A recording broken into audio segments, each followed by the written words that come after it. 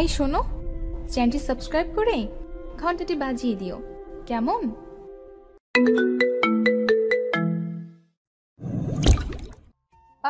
আপনি আমার ঠোঁটে এমন করে কামড় দেন কেন?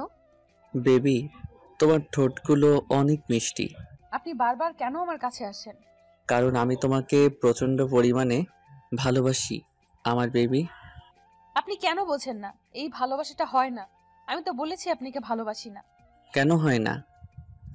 আমি কি দেখতে খারাপ নাকি? তুমি আমাকে ভালোবাসো না বলো? আমি তো জানি তুমি আমাকে কতটা ভালোবাসো। আমি কাউকে ভালোবাসি না। আমার মতো মেয়ে কাউকে ভালোবাসার জন্য যোগ্য না, বিশেষ করে আপনাকে। তাই? তাহলে আমি যখন তোমাকে ঠোঁটে স্পর্শগুলো দেই, তোমার ঠোঁটে যখন কিস করি, তোমাকে যখন আদর দিতে শুরু করি, তখন চুপচাপ থাকো কেন? যদি আমাকে ভালোই না বাসতে, তাহলে এমন চুপ করে থাকতে না, আমাকে দূরে সরিয়ে দেওয়ার চেষ্টা করতে। না না, আমি আপনাকে ভালোবাসি না। আপনি জোর করে আমাকে কাছে টেনে নেন। আমি আপনাকে সরিয়ে দিতেও পারি না। তারপর আপনাকে সরিয়ে দিতে আপনার ঠোঁটে কামড় দিয়ে ফেললে অনেক রেগে যান। আর আমি জানি আপনি কতটা রাগী মানুষ। তারপর নিজের ক্ষতি করে দিবেন। তুমি আমাকে নিয়ে কত টেনশন করো দেখেছো? আমি যদি একটু রাগ করি কিংবা রেগে গিয়ে তোমার সাথে কথা না বলি, আর কিংবা তুমি আমার ঠোঁটে কামড় দিয়ে দাও, তাতে যদি রাগ করি, কষ্ট পাই, সেটা তোমার জন্য কষ্টের হয়। তাই তুমি আমাকে দূরে সরিয়ে দিতে পারো না, দেখেছো? আর তুমি বলো যে তুমি আমাকে ভালোবাসো না। এটাই ভালোবাসা পাগলি? ভালোবাসলে ভালোবাসার মানুষটার সুখ দুঃখ সবটার দিকে খেয়াল রাখতে হয়। আমি কিসে কষ্ট পাই, কিসে আমার ভালো লাগা, সেটা তুমি খুব ভালো করেই জানো। ওই জন্য তুমি আমাকে দূরে ঠেলে দিতে পারো না, দেখেছো পাগলি? তুমিও আমাকে অনেক ভালোবাসো, তাহলে কেন বলো না? মিথ্যে। আমি তো একটা গরিব ঘরের মেয়ে। আমার জন্য ভালোবাসা নয়। আমি চাইলেও আপনাকে দূরে সরিয়ে দিতে পারবো না, কারণ আপনি এই হসপিটালের মালিকের ছেলে। তাহলে আমি কি করে আপনাকে দূরে সরিয়ে দিব বলেন? সেটা যদি অন্য কেউ হতো, তাহলেই তাকে কাছে টেনে নিতে বলো। ছি ছি, আপনি এসব কি বলেন? আমাকে দেখে আপনার অতটা বাজে মেয়ে বলে মনে হয়? আমি গরিব হতে পারি, কিন্তু আমার স্বভাবটা এতটা বাজে নয়। আব্বু আম্মু শিখিয়েছে কার সাথে কেমন বিহেভ করতে হয়। তাছাড়া আপনাকে আমি কেন জানি দূরে সরিয়ে দিতে চাইলেও পারি না। আপনি ততবারই আমার কাছে চলে আসেন। ওইটা তোমার ভালোবাসা বেবি, তুমি কেন বুঝতে পারো না? আর আমি তোমাকে প্রচন্ড পরিমাণে ভালোবাসি, তুমি সেটা ফিল করতে পারো। হয়তো নিজের অবস্থানের কথা ভেবে আমাকে দূরে সরিয়ে দাও, কিন্তু দেখো তুমি আমাকে অনেক বেশি ভালোবাসো, আমাকে ছাড়া থাকতেই পারবে না। কেন বুঝতে পারো না জান? তোমার এই অবহেলাটা আমি নিতে পারি না, অনেক কষ্ট হয়। না না, আমি আপনাকে ভালোবাসি না, না কোনো কিছু ফিল করতে চাই। আমার অবস্থানটা ঠিকই আছে। আল্লাহ আমাকে যেখানে রেখেছে অনেক ভালো রেখেছে। আমি চাই না আপনাকে বিয়ে করতে। একটা কথা কি জানেন তো, আমার মতো মেয়ে কাউকে ভালোবাসতে পারে না, কারো ভালোবাসাটা ডিজার্ভ করতে পারে না। আমি ভালোবাসার মতো কোনো মেয়ে নই। আপনি আমার থেকে অনেক ভালো মেয়ে পাবেন। প্লিজ আপনি এগুলো বন্ধ করেন, আর কখনো আমাকে ডিস্টার্ব করবেন না। অনেক কষ্টে আপনাদের হসপিটালে চাকরিটা পেয়েছিলাম, আর আপনি যদি রোজ এমন পাগলামি করতে থাকেন, তাহলে চাকরিটা আমাকে ছেড়ে দিতে হবে। রাগ অভিমান যা দেখানোর আমার উপর দেখাও, ভুলেও এই চাকরি ছাড়ার কথা চেষ্টা করবে না, তাহলে তোমার তো কিছু করতে পারবো না, নিজের ক্ষতি করে ফেলবো পাগলি। কি কি করবেন আপনি? প্লিজ উল্টাপাল্টা কিছু করবেন না। আপনি কিন্তু ভুলভাল কিছু করবেন না প্লিজ। আমি জানি আপনি কতটা রাগী। রাগ অভিমান যা দেখানোর আমার উপর দেখান। আপনি আমাকে মারেন, বকেন, তারপরও নিজের কোনো ক্ষতি করবেন না প্লিজ। না না, আমি তোমার উপর কোনো রাগ দেখাতে পারি না কলিজা। তুমি জানো আমি তোমাকে কতটা ভালোবাসি। তাছাড়া তোমার উপর রাগ দেখাবো কেন? তুমি তো আমার বাবুনি, সোনা, কলিজা, ময়না, টিয়া, তাহলে রাগ দেখাবো কেন? আর আমি জানি তুমি আমাকে কতটা ভালোবাসো। যদি আমি নিজেকে কষ্ট দেওয়ার চেষ্টা করি, তুমি সেটা মেনে নিতে পারবে না, ঠিকই আমাকে বুকে আগলে নিবে, তাই না পাগলি? না না, এমনটা করবেন না প্লিজ। আমি চাই না আমার জন্য কেউ কষ্ট পাক। আমি বুঝতে পারছি আপনি আমাকে চান না আমি এখানে থাকি, তাই তো? আসলে কি জানেন তো, আব্বু আম্মুকে নিয়ে অনেক কষ্ট হয়। অনেক কষ্টে চাকরিটা পেয়েছিলাম। আপনার আব্বু আমাকে মেয়ের মতো ভালোবাসেন, তাই এখানে পড়ে আছি। আর আপনি যদি এমন করতে থাকেন, তাহলে আব্বু আম্মুকে নিয়ে আমাকে এখান থেকে চলে যেতে হবে। আপনি বলে দিন, তাহলে সেটাই হবে। তুমি আমাকে এমন করে বলতে পারছো? আমি তোমাকে একটাবার বলেছি এখান থেকে চলে যেতে। তুমি যদি এখান থেকে যাও না, তাহলে আমার থেকে খারাপ আর কেউ হবে না। তুমি শুধু এতদিন আমার ভালোবাসাটা দেখেছো। বেবি, তুমি জানো না তোমাকে কত ভালোবাসি। তোমাকে ছাড়া একটা দিন কল্পনাও করতে পারি না। ওই জন্যই তো বারবার সব কাজকর্ম ফেলে তোমার কাছে ছুটে আসি। তুমি কেন বোঝো না আমাকে বলো? যবে থেকে তোমাকে ভালোবাসি প্রকাশ করেছি, তবে থেকে তুমি আমাকে ইগনোর করতে শুরু করেছো। আচ্ছা, আমার মধ্যে কি এমন বাজে অভ্যাস আছে যার জন্য তুমি আমাকে ভালোবাসতে পারবে না বলো জান? আপনি উল্টাপাল্টা ভাববেন না। আপনার মধ্যে সবই পারফেক্ট আছে, শুধু রাগটাই একটু বেশি। সেটা কমিয়ে ফেলেন আর বোঝার চেষ্টা করেন এই সম্পর্কটা হয় না। আপনি একাই শুধু আমাকে ভালোবাসেন, আমি তো আপনাকে ভালোবাসি না। তাহলে এই সম্পর্কটা কি করে হয় বলেন? যেখানে এই সম্পর্কের কোনো ভবিষ্যৎ নেই, সেখানে আপনি এগুলো নিয়ে কেন ভাববেন? কে বলেছে আমাদের সম্পর্কের ভবিষ্যৎ নেই? তুমি শুধু শুধু ভয় পাচ্ছ। তুমি ভয় পাচ্ছ যে আমার ফ্যামিলি তোমাকে মেনে নিবে কিনা, তাই তো? ওরা কেউ আমাদের মাঝে বাধা হবে না। তুমি না বললে আব্বু তোমাকে অনেক পছন্দ করে? দেখো, ছেলের বউ হিসেবেও মেনে নিবে। আর আমি কি এত বেশি ভুল করেছি তোমাকে ভালোবেসে বলো, যার জন্য তুমি আমাকে একটু ভালোবাসতে পারবে না? ওই, আর কত কষ্ট দিবা বলো? সে একটা বছর যাবৎ তুমি আমাকে কষ্ট দিয়ে আসছো। এখন তো তুমি আমাকে ভালোবাসো। আমি তো ভেবেছিলাম তুমি আমাকে কখনো ভালোবাসবে না, কিন্তু এখন এত বেশি ভালোবাসো যে আবার থেকে দূরে সরে থাকতে পারো না। আমি যখনই তোমার থেকে দূরে থাকি, তুমি মন খারাপ করে থাকো। তুমি বোঝো না কেন এটা আমাকে কাছে পাওয়ার তীব্র আকাঙ্ক্ষা? আমি কিছু বুঝি না আর বুঝতেও চাই না। আপনিও উল্টো বোঝেন না। আপনাকে আমি বারবার বলে বোঝাতে পারছি না এই ভালোবাসাটা হওয়া সম্ভব না। আপনি কেন বুঝতে চাইছেন না বলেন? কি করলে আপনি আমার থেকে দূরে সরে যাবেন? তোমার থেকে দূরে সরে গেলে, তোমার কাছে না আসলে, তোমাকে আমার ঠোঁটে স্পর্শগুলো না দেই, যদি তোমার ঠোঁটে আমি আদর না দেই, তুমি থাকতে পারবে? ঈশানের কথাতে নীলাশা চুপচাপ মাথা নিচু করে রাখলো। তখন ঈশান ওর মুখের পাশে হাত রেখে ওর কপালে আলতো করে একটা ভালোবাসার পরশ দিতে খেয়াল করলো নীলাশার ঠোঁট জোড়া কাঁপছে। তখন ঈশান আর দেরি না করে ওর ঠোঁটের সাথে নীলাশার ঠোঁট জোড়া মিলিয়ে দিল। সাথে সাথে নীলাশা কেমন পাথরের মতো শক্ত হয়ে গেল। তারপর হুটহাট করে যখন মনে করলো এটা ওর বসের ছেলে আর যার সাথে এসব কিছু করা ওর মানায় না। ঈশান হয়তো পাগলামি করছে, কিন্তু দুদিন পর যদি ওকে ভুলে যায়, তখন হয়তো ওর কাছে থাকবে না। আর নীলাশা ঈশানকে প্রচণ্ড পরিমাণে ভালোবেসে ফেলছে, কিন্তু নিজের অবস্থানের কথা ভেবে সবসময় দূরে থাকার চেষ্টা করে। তাতে হয়তো কষ্টটাই বাড়বে।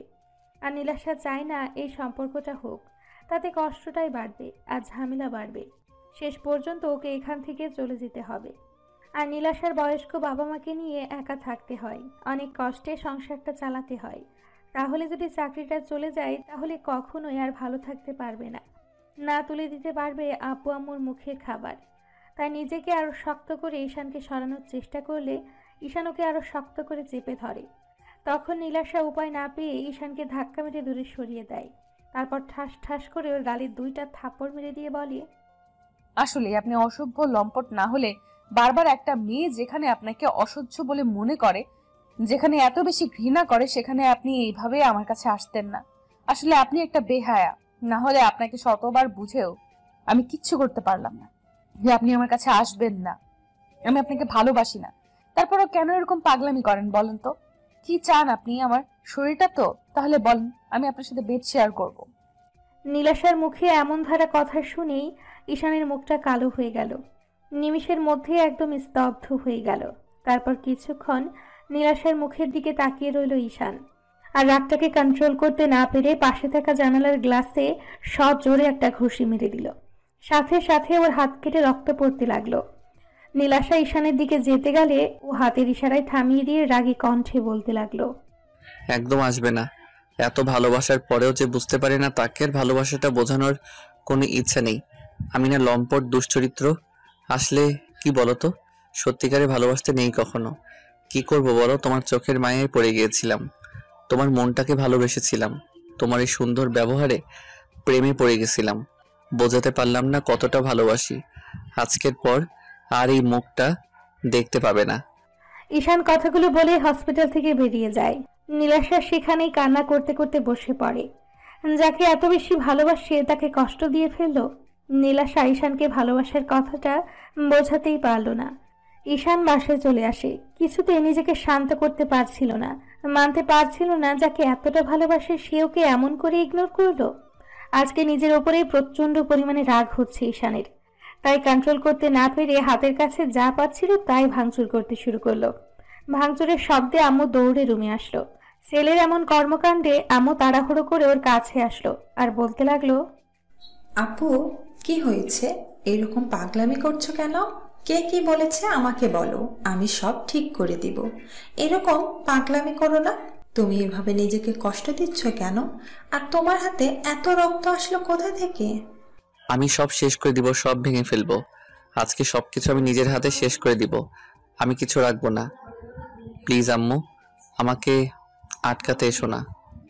আচ্ছা ঠিক আছে আবু, তুমি সব ভেঙে ফেলো, সব নষ্ট করে ফেলো, কিন্তু তার আগে বলো তোমার কি হয়েছে? তুমি এরকম পাগলামি করছো কেন?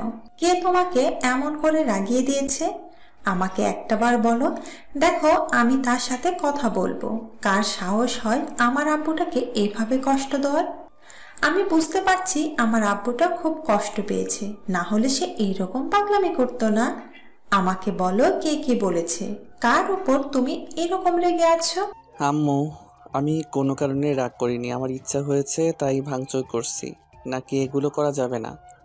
আব্বুর টাকা পয়সা আছে কি করতে? আমি তার একমাত্র ছেলে। আমি না তাহলে কে ভাঙবে? নাকি আমি বাসা থেকে বেরিয়ে যাই, তারপর নিজের মতো করে সব সাজিয়ে তারপর ভাঙচুর করি? আপু, তোমার যা ইচ্ছা করো, তারপরও এরকম পাগলামি করো না। আমাকে বলো কে কি বলেছে। তোমার যত খুশি ভাঙচুর করো, টাকা পয়সা তো সব তোমার জন্যই, কিন্তু এইটুকু বলো যে আমার ছেলেটাকে এমন করে কে কষ্ট দিল, যার জন্য আমার ছেলেটা এরকম পাগলামি করছে। আমাকে একটাবার বলে দেখো, আমি সব ঠিক করে দিব। তারপরও এরকম পাগলামিটা অন্তত করো না। আম্মু, বললাম তো কিছু হয়নি। তুমি প্লিজ আমাকে আটকেও না, এখান থেকে যাও। আমার মাথাটা গরম আছে। ভুলভাল কিছু বলে দিলে তখন তোমারই খারাপ লাগবে। আমি না কাউকে ভালোবাসি, না কেউ আমাকে ভালোবাসে। আমি কাউকে চাই না, আমার লাইফে কারো দরকার নেই। আমি একাই থাকতে পারবো। একা থাকলে তো আর মরে যাব না। কে ভালোবাসে না আমার ছেলেটাকে বলো আপু? কার এত বড় সাহস আমার ছেলেটাকে এমন করে ফিরিয়ে দেয়? আমি দেখছি আমার ছেলেকে কে ভালোবাসে না। আমি তার সাথে কথা বলবো। তারপরও তুমি আমাকে বলো কে কি বলেছে। আম্মু, বললাম তো এখান থেকে যাও। প্লিজ আমাকে ডিস্টার্ব করো না। তারপর উল্টাপাল্টা কিছু বলে ফেললে তখন তোমারই খারাপ লাগবে। আমাকে প্লিজ একটু একা থাকতে দাও। সেটা না হয় ঠিক আছে, তারপরও তুমি একটু শান্ত হও। তুমি সব ভেঙে ফেলো, তারপরও একটু শান্ত হও। আমি এখান থেকে চলে যাচ্ছি, তারপরও তুমি একটু শান্ত হও। আম্মু, তুমি কি চাও? আমি নিজের কোনো ক্ষতি করে দেই? তাহলে সেটা ভালো হবে বলো। আমি তাহলে সেটাই করব। তারপরও আমাকে ডিস্টার্ব করো না। আম্মু বুঝতে পারছে ঈশান খুব বেশি রেগে আছে, আর কিছু একটা হারানোর ভয়ে কিংবা কিছু একটা না পাওয়ার আশঙ্কাতে এরকমভাবে কষ্ট পাচ্ছে। ঈশানের মুখে ভালোবাসার কথাটা শুনে আম্মু বুঝে গেছে হয়তো কোনো মেয়ের জন্য ঈশান এরকম পাগলামি করছে। ঈশান হয়তো কোনো মেয়েকে খুব বেশি ভালোবাসে, যার জন্য এমন পাগলামি করছে। আম্মু কিছুদিন যাবৎ খেয়াল করছে ঈশান নিজে নিজে কিছু একটা ভাবে আর একা একাই হাসে, খুব বেশি ভাবতে থাকে। যেটুকু সময় অফিসের দায়িত্ব সেটুকু। আব্বু এই বিষয় নিয়ে কয়েকবার আম্মুকে বলেছে, কিন্তু আম্মু বিষয়টা জানতে পারেনি। অন্যদিকে ঈশান ভেবেছিল নীলাশাকে রাজি করিয়ে তারপর দুজনে এসে আব্বু আম্মুর সাথে কথা বলবে, তারপর ওদের বিয়েটা হবে। কিন্তু যেখানে নীলাশাই ওকে পছন্দ করে না, দু চোখে সহ্য করতে পারে না, সেখানে ঈশান আর কাকে কি বলবে? তো আম্মু আর সেখানে দাঁড়ালো না, তাড়াহুড়া করে রুমে গেল। তারপর আব্বুকে কয়েকবার কল করতেই আব্বু রিসিভ করলো। আম্মু কান্না করে দিয়ে বলতে আরম্ভ করলো, ওগো, তোমার ছেলেটা তো পাগলামি করছে, প্লিজ তুমি বাসায় আসো। আমি ওকে থামাতে পারছি না, ও প্রচন্ড পরিমাণে রেগে আছে। হাতের কাছে যা পাচ্ছে সবই ভেঙে ফেলছে। তার উপর এত বেশি পাগলামি করছে, যার জন্য আমার খুব ভয় লাগছে। ওর হাত অনেকটা কেটে গেছে। কি জন্য এরকম পাগলামি করছে জানি না, তারপরও আমার মনে হচ্ছে যে ও কোনো মেয়ের জন্য পাগলামি করছে। ওগো, তোমার ছেলেকে তো কখনো এমন করে পাগলামি করতে দেখিনি। তুমি প্লিজ বাসায় আসো। কি বলো? এরকম পাগলামি কখন থেকে করছে? তাছাড়া তুমি ওকে একটু শান্ত করতে পারছো না? তুমি এর আম্মু হয়ে ওর কাছে যেতে পারছো না? তাহলে আমি কি করে পারবো বলো? এইরকম পাগলামি তোমার ছেলে আগে কখনো করেনি। হয়তো ভাঙচুর করেছে, কিন্তু এত বেশি রাগ দেখায়নি। তুমি প্লিজ বাসায় এসে দেখো। আমার খুব ভয় লাগছে ছেলেটা আবার উল্টাপাল্টা কিছু করে না বসে। প্লিজ তুমি বাসায় আসো। আমি না প্রচণ্ড পরিমাণের ভয় পাচ্ছি। তুমি প্লিজ একটু বাসায় আসো। আচ্ছা ঠিক আছে, আমি এক্ষুনি আসছি। তুমি প্লিজ কান্নাকাটি করো না। দেখো, সব ঠিক হয়ে যাবে। আমি আসছি, তুমি টেনশন করো না তো। আমি এক্ষুনি দেখছি কি করা যায়। আম্মুর কথাতে আব্বুর অনেক টেনশন হতে লাগলো, তাই মিটিংটা ক্যান্সেল করে দিয়ে অফিস থেকে বেরিয়ে গেল। তারপর 15 মিনিটের মধ্যে বাসায় আসলো। অন্যদিকে ঈশান রুমের সবকিছু ভাঙচুর করে একদম তছনছ করে দিয়েছে। তারপর একটা সময় কান্না করতে করতে হাঁটু গেড়ে বসে পড়ে। মাথার দুই পাশে হাত দিয়ে চুলগুলো খুব শক্ত করে চেপে ধরে কান্না করে দিয়ে বলতে আরম্ভ করে, তুমি আমাকে কেন ভালোবাসো না? কেন ভালোবাসো না আমাকে? কি কম আছে আমার মধ্যে? আমার টাকা পয়সা চেহারা কোনো দিক দিয়ে কম নেই। এমন না যে আমি একটা বাজে ছেলে, আর 10টা বড়লোকের ছেলের মতো নই। বাজে কোনো নেশা আমার মধ্যে নেই। কেউ কখনো বলতে পারবে না কোনো মেয়ের পেছনে আমি ছুটেছি। শুধু জীবনের প্রথমবার তোমাকে ভালোবেসেছি, আর তুমি আমাকে বিশ্বাস করতে পারলে না, একটু ভালোবাসতে পারলে না।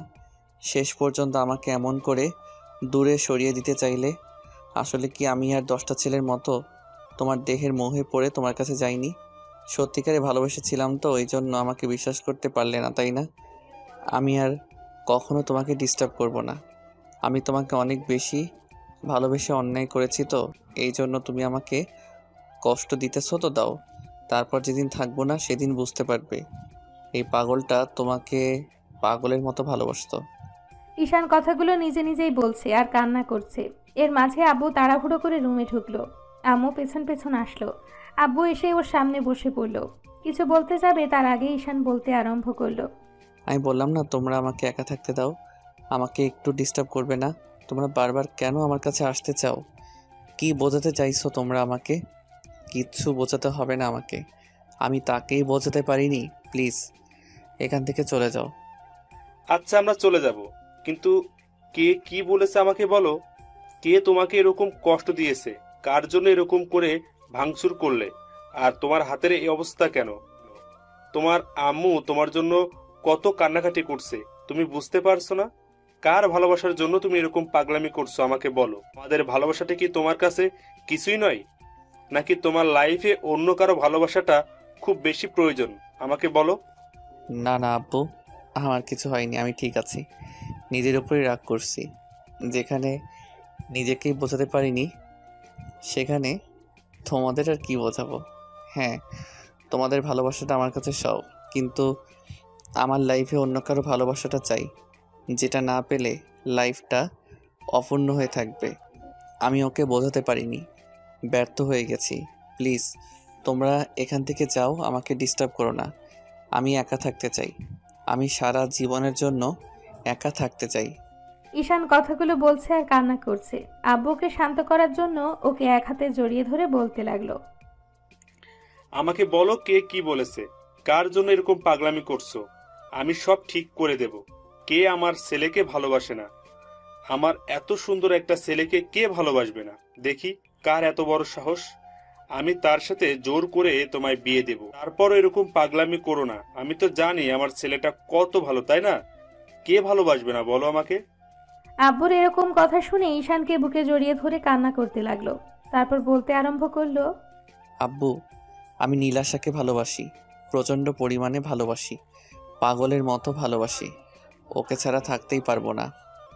প্রচণ্ড পরিমাণে কষ্ট হবে, হয়তো মরে যাব।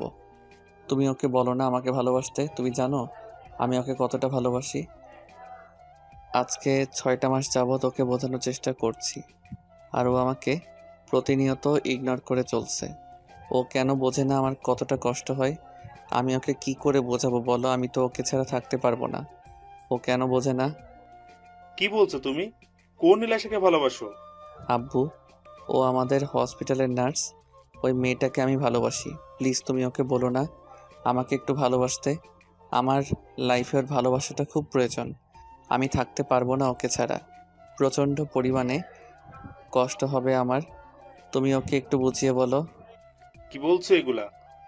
ও তো সামান্য একটা মেয়ে, তার উপর ও আমাদের হসপিটালের নার্স। তুমি কি বলছো এগুলো? হ্যাঁ আব্বু, ও সামান্য মেয়ে, কিন্তু আমি ওর ওই সামান্য মনটাকে ভালোবেসেছি, সহজ সরল ব্যবহারটাকে ভালোবেসেছি। ওর মায়ায় পড়ে গেছি। আর কেউ কারো মায়া পড়লে তাকে ছাড়তে পারবে বলো? আমি ওকে ছাড়তে পারবো না আব্বু।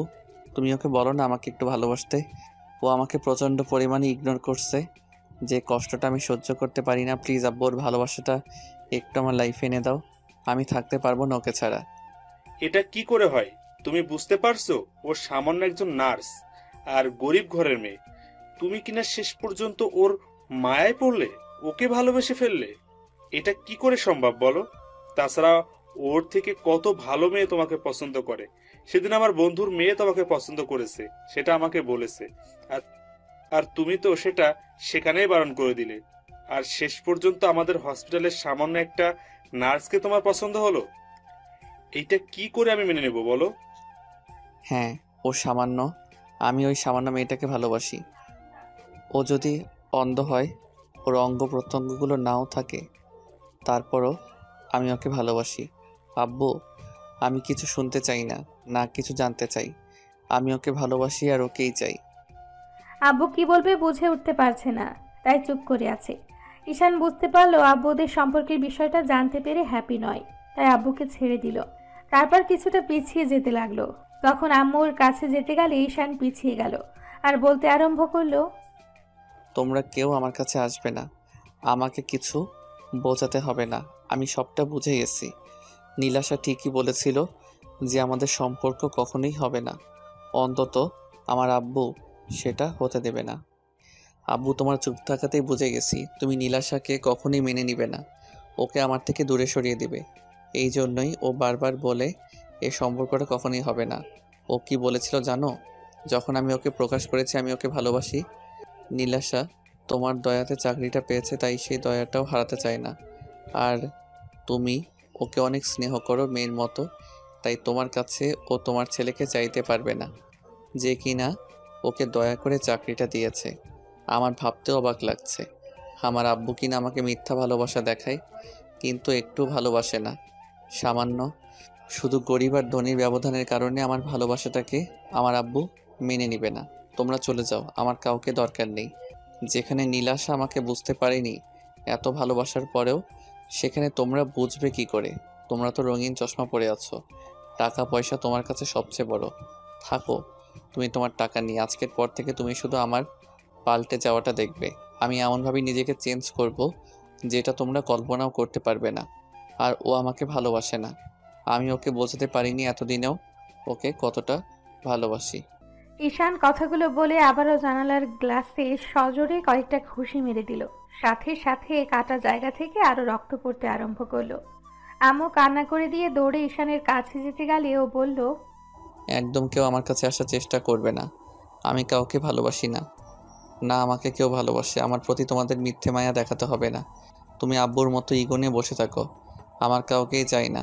আমি নিজেকে তিলে তিলে শেষ করে দিব, তখন তোমরা ভালো থাকো। একদম আমার কাছে আসার চেষ্টা করবে না, তাহলে কিন্তু আমি আমাকে নিজেকে শেষ করে দিব। আব্বু প্লিজ পাগলামি করো না। আমি বলছি তোমার আব্বু ওই মেয়েটাকে না মেনে নিলে আমি মেনে নিব। আমি দাঁড়িয়ে থেকে তোমার বিয়ে দিব ওর সাথে। তারপরও তুমি পাগলামি করো না। আম্মুর কথাটা একটু রাখো। তুমি তো জানো তোমার আম্মু তোমাকে কতটা ভালোবাসে। তোমার কষ্ট হলে আমি সেটা সহ্য করতে পারি না আব্বু। প্লিজ একটু কথা শোনো, আমাকে একটু কাছে যেতে দাও। না না, কেউ আমার কাছে আসবে না। তোমাদের কারো ভালোবাসার আমার দরকার নেই। আমি আজকে অনেক ভালোভাবে বুঝে গেছি তোমরা আমাকে কতটা ভালোবাসো, যার জন্য আমার ভালোবাসাটাকে মেনে নিতে পারছো না। আর আব্বু, আজকে থেকে তুমি শুধু তোমার ছেলের বাজে চেহারাটাই দেখতে পাবে। ঈশান কথাগুলো বলে ওয়াশরুমে ঢুকে দরজা লাগিয়ে দিল। তারপর শাওয়ারটা ছেড়ে দিয়ে ভিজতে লাগলো আর চিৎকার করে কাঁদতে লাগলো। আব্বু আর আম্মু দুজনে দরজা ধাক্কা দিতে লাগলো আর আব্বু বলতে লাগলো, ঈশান, আমার কথা শোনো। দেখো, ওর থেকে ভালো মেয়ের সাথে আমি তোমার বিয়ে দেব। দেখো, ওর থেকে সুন্দর মেয়ে তোমার লাইফে আমি এনে দেব, যে কিনা তোমাকে ওর থেকেও বেশি ভালোবাসবে। আর ওই মেয়েটা তো বলেই দিয়েছে ও তোমাকে ভালোবাসে না। তাহলে তুমি কেন পাগলামি করছো? কথাটা শোনো, আমি কি তোমার খারাপ চাইবে বলো? আমি সব সময় তোমার ভালো চাই। তাহলে কেন এরকম পাগলামি করছো? আমাকে একটু সময় দাও, আমি ওর থেকে ভালো মেয়ে তোমার জন্য এনে দিব। ওর থেকে ভালো মেয়ের আমার দরকার নেই, আমার ওকেই চাই। যেখানে আমি নীলাশাকে বোঝাতে পারিনি, সেখানে তোমাদের কি করে বোঝাবো? আমার আর কারো কথা শুনতে হবে না। আমি বুঝে গেছি তোমরা আমাকে কতটুকু ভালোবাসো। ও আমাকে ভালোবাসে না তো? তোমরা সবাই শুধু আমার বদলে যাওয়াটা দেখবে।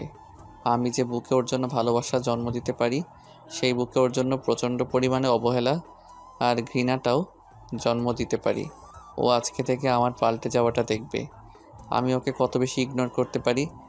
ঈশান কথাগুলো বলে কান্না করতে করতে ফ্লোরে বসে পড়ল। আর আব্বু আম্মু অনেকক্ষণ যাবত ওকে ডাকাডাকি করলো। আম্মু কান্না করতে করতে রুম থেকে বেরিয়ে গেল। আব্বু ডাকাডাকি করেও যখন কোনো রেসপন্স এলো না, তখন হতাশ হয়ে রুম থেকে বেরিয়ে গেল। আম্মু কান্না করছে, তাই আব্বু তাকে বলতে লাগলো, আমার কথা শোনো, সব ঠিক হয়ে যাবে। ওই মেয়েটার জন্য দুদিন পাগলামি করবে, তারপর সবই ঠিক হয়ে যাবে। একটু বোঝার চেষ্টা করো, তোমার ছেলেটা এরকমই, যে জিনিসটা খুব করে চাই সে জিনিসটার জন্য পাগলামি করে। এখন ওই মেয়েটার প্রতি একটু মায়ায় পড়েছে, কিন্তু ওকে ভালোবাসে না, আবেগের বশে এরকমটা করছে। দেখো, সব ঠিক হয়ে যাবে। হ্যাঁ, আমার ছেলেটা তো এখনো ছোট আছে, যার জন্য আবেগের বশে এরকম করছে। আসলে কি বলতো, আমাদের ভালোবাসার কোনো মূল্য তোমার কাছে নেই। তোমার কাছে নাম, যশ, প্রতিপত্তি, টাকা পয়সা, এগুলো সব কিছু, তাই না? একটা সময় দেখবে তোমার জন্য আমার ছেলেটা শেষ হয়ে যাবে, তারপরও তুমি বুঝতে পারবে আমার ছেলেটা ওই মেয়েটাকে কতটা ভালোবাসতো। এই মেয়েটা কি এমন অন্যায় করেছে? আর আমার ছেলেটা বলো, যার জন্য তুমি ওর ওপর খালি দায়িত্বের বোঝাটাই চাপিয়ে দাও। ছোটবেলা থেকে ওর নিজের কোনো ইচ্ছা আমরা পূরণ করতে পারি না। তুমি ওকে যেটা বলো সেটাই শুনতে হয়। আর তুমি বলো ওর কোনো ইচ্ছা অপূর্ণ রাখনি, যার জন্য আমার ছেলেটা ভেতর থেকে ভেঙে যাচ্ছে। ছেলেটার বোঝার বয়স হতেই বিদেশে পাঠিয়ে দিলে, তারপর যখন দেশে ফিরে আসলো তখন একটা মেয়েকে ভালোবাসলো, আর তুমি তাকে ওর লাইফ থেকে ফিরিয়ে দিচ্ছ। একটা সময় তুমি বুঝতে পারবে তুমি কত বড় ভুল করেছো, তখন হয়তো আমার ছেলেটাই ফুরিয়ে যাবে। শাইলা, আমার কথা শোনো। দেখো, কিছু হবে না। তোমার ছেলে পাগলামি করছে, একটা সময় পাগলামিটা থাকবে না, তারপর দেখো সব আবার স্বাভাবিক হয়ে যাবে। হ্যাঁ হ্যাঁ হ্যাঁ, আমার ছেলে পাগলামি করে, আর আমিও একটা পাগল, যার জন্য এরকম পাগল ছেলের জন্ম দিয়েছি। তুমি আর কিছু বোঝাতে আসবে না আমাদের। আমার ছেলেটার যদি কিছু হয় না, আমি সারা জীবনের জন্য তোমার থেকে দূরে চলে যাব। তুমি যেখানে নিজেই ভালোবেসে বিয়ে করেছিলে, সেখানে আমার ছেলের ভালোবাসাটা কি তোমার মেনে নিতে কি সমস্যা? তুমি বুঝতে পারছো না, ওই মেয়েটা একটা সাধারণ ঘরের মেয়ে, গরিব ঘরের মেয়ে। ওকে আমার ছেলের পাশে দাঁড় করিয়ে আমি কি করে মানুষকে বলবো যে একটা নার্স আমার ছেলের বউ? আমি কি করে মানুষের সামনে মুখ দেখাবো বলো? বাহ, শেষ পর্যন্ত এরকম একটা কথা তুমি বলতে পারলে। ও গরিব বলে কি মানুষ না? তুমিও তো আমাকে গরিব ঘর থেকেই তুলে এনে বিয়ে করেছিলে। আমার আব্বুকে কি বলেছিলে? আমাকে যদি তোমার সাথে বিয়ে না দেয় তাহলে তুলে নিয়ে গিয়ে বিয়ে করবে। আর সেখানে শেষ পর্যন্ত কিনা একটা গরিব ঘরের মেয়েকে তোমার ছেলে ভালোবেসেছে বলে আজকে তুমি এমন করে তাকে দূরে সরিয়ে দিচ্ছ। তোমার কারণে একটা সময় আমার ছেলেটা শেষ হয়ে যাবে, আর সেই দিনই আমার শেষ দিন হবে, বলে দিলাম। ঈশানের আম্মু কথাগুলো বলে রুম থেকে বেরিয়ে গেল কান্না করতে করতে। ঈশানের আব্বু কি করবে বুঝে উঠতে পারছে না, চুপচাপ রইল। অন্যদিকে ঈশান চলে আসার পর নীলাশা হাউমাউ করে কান্না করে দিয়ে হাঁটু গেড়ে বসে পড়ে। তারপর মুখে হাত দিয়ে বলতে আরম্ভ করে, এটা আমি কি করলাম? যে মানুষটা আমাকে এত বেশি ভালোবাসে, আমার জন্য এত পাগলামি করে, আজকে 6টা মাস যাবত আমাকে ভালোবাসার কথা বলেছে, আমাকে শুধু বোঝানোর জন্য বারবার নিজের কাছে টেনে নিয়েছে। সুযোগ পাওয়া সত্ত্বেও আমার গায়ে এমন করে টাচ করেনি, যার জন্য আমার কাছে মনে হয়েছে উনি আমার দিকে খারাপ নজরে তাকায়। আমাকে হয়তো ভালোবাসার স্পর্শ দিয়েছে, কিন্তু এমন কোনো বাজেভাবে স্পর্শ করেনি, যার জন্য আমি ওনাকে এমন করে আঘাত করলাম। কি করে পারলাম আমি ওনাকে এইভাবে সরিয়ে দিতে? ছি, আমি আমার ভালোবাসাটাকে ধরে রাখতে পারলাম না। আপনি আমাকে মাফ করে দিবেন প্লিজ। আপনি এমন করে নিজেকে কষ্ট দিবেন না। আপনার নিঃস্বার্থ ভালোবাসার কাছে আমাকে হেরে যেতে হয়েছে, তারপরও আমি আপনাকে কাছে টেনে নিতে পারিনি। প্লিজ আমাকে মাফ করে দেন। আমি আপনার ভালোবাসাটার প্রতিদান দিতে পারলাম না। আমি এমন একটা পরিস্থিতির মধ্যে আছি যেখানে আমার ভালোবাসাটার কোনো মূল্যই নেই। আপনারা কি ভাবছেন? বলা নেই কওয়া নেই হুটহাট কি হচ্ছে এসব? ঈশান আর নীলাশার কথাতে হয়তো সেটা একটু হলেও বুঝতে পেরেছেন। নীলাশা ঈশানদের হসপিটালের সাধারণ একজন নার্স। ঈশান যেদিন নীলাশাকে প্রথম দেখেছিল সেদিনই ওর প্রেমে পড়ে গেছিল। বাইকের ছোটখাটো একটা অ্যাক্সিডেন্টে পড়ে হাতটা অনেকটা ছিলে যায়। তারপর ব্যান্ডেজ করার জন্য ওদেরই হসপিটালে আসে। এর আগে ঈশান কখনোই বলেনি ওইটা ওদের হসপিটাল, কিংবা ওইখানে গিয়ে কোনোভাবে নিজেকে প্রেজেন্ট করেনি। ঈশান হসপিটালে আসার পর একটা নার্স এসে ওর হাতে ব্যান্ডেজ করতে আরম্ভ করেছিল। আর হুটহাট করে কেউ একজন এসে ঈশানের হাতটা ব্যান্ডেজ করতে থাকে। তখন ঈশানও মেয়েটার দিকে অপলক নয়নে তাকিয়েছিল। ও ভাবতেও পারেনি একটা মেয়ে এত সুন্দর হতে পারে। মেয়েটার মুখে একটা মায়া মায়া ভাব আছে। ঈশান সেদিন ড্যাব ড্যাব করে নীলাশার দিকে তাকিয়েছিল। তারপর ব্যান্ডেজ করা হয়ে গেলে নীলাশাও ঈশানের মুখের দিকে এক ধ্যানে তাকিয়েছিল। তারপর একটা সময় বেশ খানিকটা লজ্জা পেয়ে বলেছিল, এভাবে তাকিয়ে না থেকে এখন হাতের দিকে তাকান, দেখুন সব ঠিক হয়ে গেছে। এখন একটা ইঞ্জেকশন পুশ করলেই সব ঠিক হয়ে যাবে। না না, আমি কোনো ইঞ্জেকশন নিতে পারবো না। আমার ওগুলোর কোনো দরকার নেই, আমি এমনিতেই ঠিক আছি। কেন ইঞ্জেকশন নিতে পারবেন না কেন? বুঝতে পেরেছি, বাচ্চাদের মতো ভয় পাওয়ার কি আছে? হ্যাঁ, এই সামান্য বিষয় নিয়ে এত বেশি ভয় পান কেন? এত বড় দামড়া ছেলে ইঞ্জেকশন দেখলে হাত পা ছুটতে থাকেন কেন? হ্যাঁ, সাধারণ বিষয় এত বড় একটা সূচ ফোটালে ভয় লাগবে না বলেন? ভালো জায়গাটাকে ফুটো করে কিসব উল্টাপাল্টা জিনিস শরীরে ঢুকিয়ে দেন। এসবে কোনো প্রয়োজন নেই। আমার শরীর এমনিতে ফিট ফাইন আছে, তাই সুস্থ শরীর ব্যস্ত করার কোনো দরকার নেই। আমাকে এভাবে টর্চার করবেন না তো। কিছু হবে না, চুপ করে বসুন এখানে, দেখুন সব ঠিক হয়ে যাবে। তো ঈশান চলে আসতে গেলে তখন ঈশানের বন্ধুরা আবার ওকে জোর করে সেখানে বসিয়ে দেয়। তারপর নীলাশা একটা ইঞ্জেকশন এনে ঈশানের হাতে পুশ করে দিতে ঈশান চিৎকার করে ওঠে আর বাচ্চাদের মতো ফুপিয়ে কান্না করে দিয়ে নীলাশাকে জড়িয়ে ধরেছিল। ঈশানের ওরকম একটা কর্মকাণ্ডে নীলাশা হতবাক হয়ে গেছিল।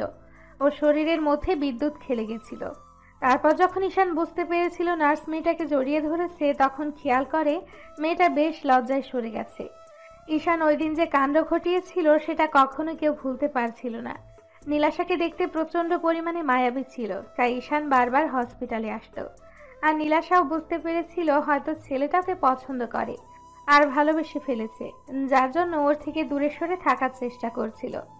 আর ততদিনে ঈশানের আব্বু ওকে হসপিটালের সবার সামনে পরিচয় করিয়ে দিয়েছিল। তারপর ঈশানের রোজ হসপিটালে আসে আর নীলাশাকে মনের কথাগুলো বোঝানোর চেষ্টা করে। তাই প্রতিনিয়ত নীলাশার কাছে আসার চেষ্টা করে। তারপরও যখন নীলাশা দূরে সরে যাচ্ছিল তখন ঈশান ওকে প্রপোজ করে বসে। তখন ও বলে, দেখেন, আমার দ্বারা আপনাকে ভালোবাসাটা সম্ভব না। আপনি অনেক বড় লোকের ছেলে, আপনার মুখে এসব ভালোবাসার কথা মানায় না। তার উপর আমার মতো একটা শরীরের জন্য তো নয়ই। শুধু শুধু এসব কথা বলে নিজেকে একটা হাসির পাত্র বানাবেন না। দেখো, আমি সত্যি তোমাকে ভালোবাসি, তুমি কেন বুঝতে চাইছো না? তাছাড়া বড়লোকের ছেলেরা কি ভালোবাসতে পারে না? নাকি আমাদের মন বলতে কিছু নেই? তুমি হয়তো আমাকে বড়লোকের আর 10টা ছেলের মতো ভাবছো। আমি তোমাকে ভালোবেসে নিজের কাছে টেনে নিয়ে নিজের প্রয়োজনটা মিটিয়ে তারপর দূরে সরিয়ে দেব, তেমনটা কখনোই হবে না। আপনি আমার সম্পর্কে জানেন না, তাই আপনার এই ভালোবাসাটা উপচে উপচে পড়ছে। যখন জানতে পারবেন তখন আপনার এই ভালোবাসাটা থাকবে না। তাই বলছি, আপনি এখনই এখান থেকে চলে যান। আপনাকে আর ভালোবাসা দেখাতে হবে না। আর আপনি জানেন না আমি একটা গরিব পরিবারের মেয়ে। আপনি যদি আমার সম্পর্কে জানতেন তাহলে কখনোই এই ভালোবাসার কথাটা আমাকে বলতে পারতেন না। তুমি কেমন কি আমি সেটা জানতে চাইনি। তুমি কোন পরিবারের থেকে এসেছো, তোমার ব্যাকগ্রাউন্ড কি, কয়টা ছেলের সাথে রিলেশন করেছো, আমি কি এসব নিয়ে ইন্টারভিউ দিতে বলেছি? আমি তোমাকে ভালোবাসি সেটা জানিয়ে দিলাম। আর তুমি যে আমার থেকে সিনিয়র আমিও সেটাও জানি। তাই আমি আরও কিছু জানতে চাই না। তুমি আমাকে ভালোবাসবে, তুমি সময় নাও, যত পারো সময় নাও, আর আমার সম্পর্কে জেনে নাও। আমি বিদেশ থেকে পড়ালেখা করে এসেছি, আর দরকার পড়লে তুমি আমার বন্ধুর থেকে জেনে নিও। কালকে আমি ওকে পাঠিয়ে দিব, ও সবটা বলে দিবে। কিন্তু আর কোনো কথা নয়, আমি যেটা বলেছি সেটাই হবে। আমাকে তোমার ভালোবাসতেই হবে, না মানলে জোর করে উঠে নিয়ে গিয়ে বিয়ে করব। সেটা কি খুব ভালো হবে? তার থেকে সহজে বলে দাও আমাকে ভালোবাসো। ঈশান এরকম ধারা পাগলামিতে নীলাশা সেদিন ভেবেছিল হয়তো এই ছেলেটা দুদিন পরে ওকে ভুলে যাবে, কিন্তু দিন যতই যাচ্ছিল ঈশানের পাগলামিটা বেড়েই চলছিল। একটা মাস যেতে না যেতে ঈশান নীলাশাকে ভালোবাসার গভীরতাটা বোঝাতে বন্ধুদের কথা মতো ওকে কাছে টেনে নিতে শুরু করে। তার মনের কথাগুলো বোঝানোর জন্য ওকে নানাভাবে নিজের স্পর্শগুলো দিতে শুরু করে। প্রথম প্রথম নীলাশার অস্বস্তি লাগলেও বুঝতে পেরেছিল যে ছেলেটা ওকে সত্যিই ভালোবাসে, যার জন্য ওকে বারবার কাছে টেনে নেয়। নীলাশা মুখে না বললেও ঈশানের স্পর্শগুলো ও মন থেকে উপভোগ করত। তারপরও বুঝতে পেরেছিল এই সম্পর্কটা হওয়াটা কোনোভাবেই সম্ভব না। তার উপরে যদি ঈশানের আব্বু জানতে পারে তাহলে ওকে চাকরি থেকে বের করে দিবে। সবকিছু বিবেচনা করে আর নিজের অবস্থানের কথা ভেবে নীলাশা ঈশানকে দূরে সরিয়ে রাখার চেষ্টা করেছিল, কিন্তু দিন দিন ঈশানের পাগলামোটা এত বেশি বেড়ে যাচ্ছিল যার জন্য ওকে আটকে রাখাটাই কষ্ট হচ্ছিল। নীলাশা অনেক ভেবে তারপর একটা সিদ্ধান্ত নেয়। এর মাঝে পুরো 6টা মাস কেটে যায়, আর এই 6টা মাসে ঈশান এত বেশি পাগলামি করলো যার জন্য নীলাশা ওকে দূরে সরিয়ে রাখতেই পারছিল না। তারপর অনেক কষ্টে নিজের মনটাকে স্থির করে, ভাবে যে করেই হোক ঈশানকে দূরে সরিয়ে দিতে হবে। তাই ওকে প্রচন্ড পরিমাণে ইগনোর করতে শুরু করে। আর ঈশান প্রতিদিনের মতো আজকেও নীলাশার সাথে দেখা করতে আসে। তারপর যখন ওর সাথে কথা বলছিল তখন নীলাশা ঈশানকে এড়িয়ে যাচ্ছিল। তখন ঈশান ওকে একটা ফাঁকা রুমে নিয়ে যায় আর নীলাশাকে কাছে টেনে নেয়। তারপর ওদের মাঝে কি কথা হলো সেটা তো আপনারা জানতেই পারলেন। ঈশানের সাথে এমন একটা সিন ক্রিয়েট করে নীলাশা হসপিটালে থাকতে পারলো না, কান্না করতে করতে বাসায় চলে গেল। তারপর সারাটা দিন রুম থেকে বেরোলো না। অন্যদিকে ঈশান 2 ঘন্টা যাবৎ শাওয়ার নিয়ে চোখের অশ্রুগুলো শাওয়ারের সাথে এক করে দিল। তারপর ওয়াশরুম থেকে বেরিয়ে আসলো। আজকে যাকে এত বেশি ভালোবাসলো তাকে বোঝাতে পারলো না, তাই বুকের ভেতর প্রচুর পরিমাণে কষ্ট হচ্ছিল। তার বাসাতে থাকতে পারলো না। কোনো রকমে শুকনো কাপড় পরে বাসা থেকে বেরিয়ে গাড়ির চাবিটা নিয়ে বেরিয়ে পড়লো। যাওয়ার সময় আম্মু পেছন থেকে কয়েকবার ডাকলো, ঈশান শুনলো না। ঈশান একটা বারে আসে আর নেশা করতে লাগলো। ঈশানের ড্রিঙ্কস করার অভ্যেস নেই, কিন্তু দেশে ফিরে বন্ধুদের জোরাজোরিতে একদিন পার্টিতে একটু খেয়েছিল। সেদিন মনে হয়েছিল বুকের ভেতরটা চিরে যাচ্ছিল। ভেবেছিল এগুলো মানুষ কি জন্য খায়, সেটা বোঝার চেষ্টা করেছিল, কিন্তু আজকে মনে হচ্ছে এগুলো খেয়েই নিজেকে শান্ত করে রাখতে পারবে। ঈশান একের পর এক ড্রিঙ্কস করে যাচ্ছে, কিছুতেই বুকের যন্ত্রণা কমছে না। ঈশান ড্রিঙ্কস করতে করতে এতটাই মাতাল হয়ে গেল যার জন্য ওর মধ্যে কোনো হিতাহিত জ্ঞান নেই। ও টেবিলে শুয়ে পড়ে আর বলতে আরম্ভ করে, কেউ আমাকে ভালোবাসে না, আর আমিও কাউকে ভালোবাসি না। আমি ওকে বোঝাতেই পারিনি কতটা ভালোবাসি। যেখানে আমাকে মেয়েরা চোখে হারায় সেখানে তুমি আমাকে এমন করে দূরে সরিয়ে দিলে। নিজের মায়া ফেলে ভালোবাসা শিখিয়ে এখন ভালোবাসাটা বুঝতে চাইলে না। তোমার কাছে আমি এতটাই তুচ্ছ হয়ে গেছি যার জন্য আমাকে ভালোবাসতে পারবে না। আমি তো একটা বাজে ছেলে। এখন থেকেই বাজে ছেলেটা তোমাকে ডিস্টার্ব করবে না। এখন থেকে আর একটু ডিস্টার্ব করব না, দেখো। ঈশান কথাগুলো বলতে বলতে সেখানেই ঘুমিয়ে পড়ল। তো রাত 1টা বেজে যাচ্ছে, তারপরও ঈশান বাসায় ফিরছে না। আম্মু কান্না করে পুরো বাসা মাথায় তুলে ফেলেছে। আব্বু বারবার বলছে, শাইলা শান্ত হও, তোমার ছেলে একটু পরেই বাসায় চলে আসবে। তুমি কান্নাকাটি করছো কেন?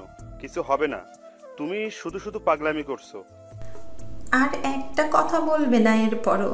তোমার মুখ দিয়ে কথা বেরোচ্ছে, এত কিছুর পরও তুমি নিজেকে স্বাভাবিক রাখতে পারছো?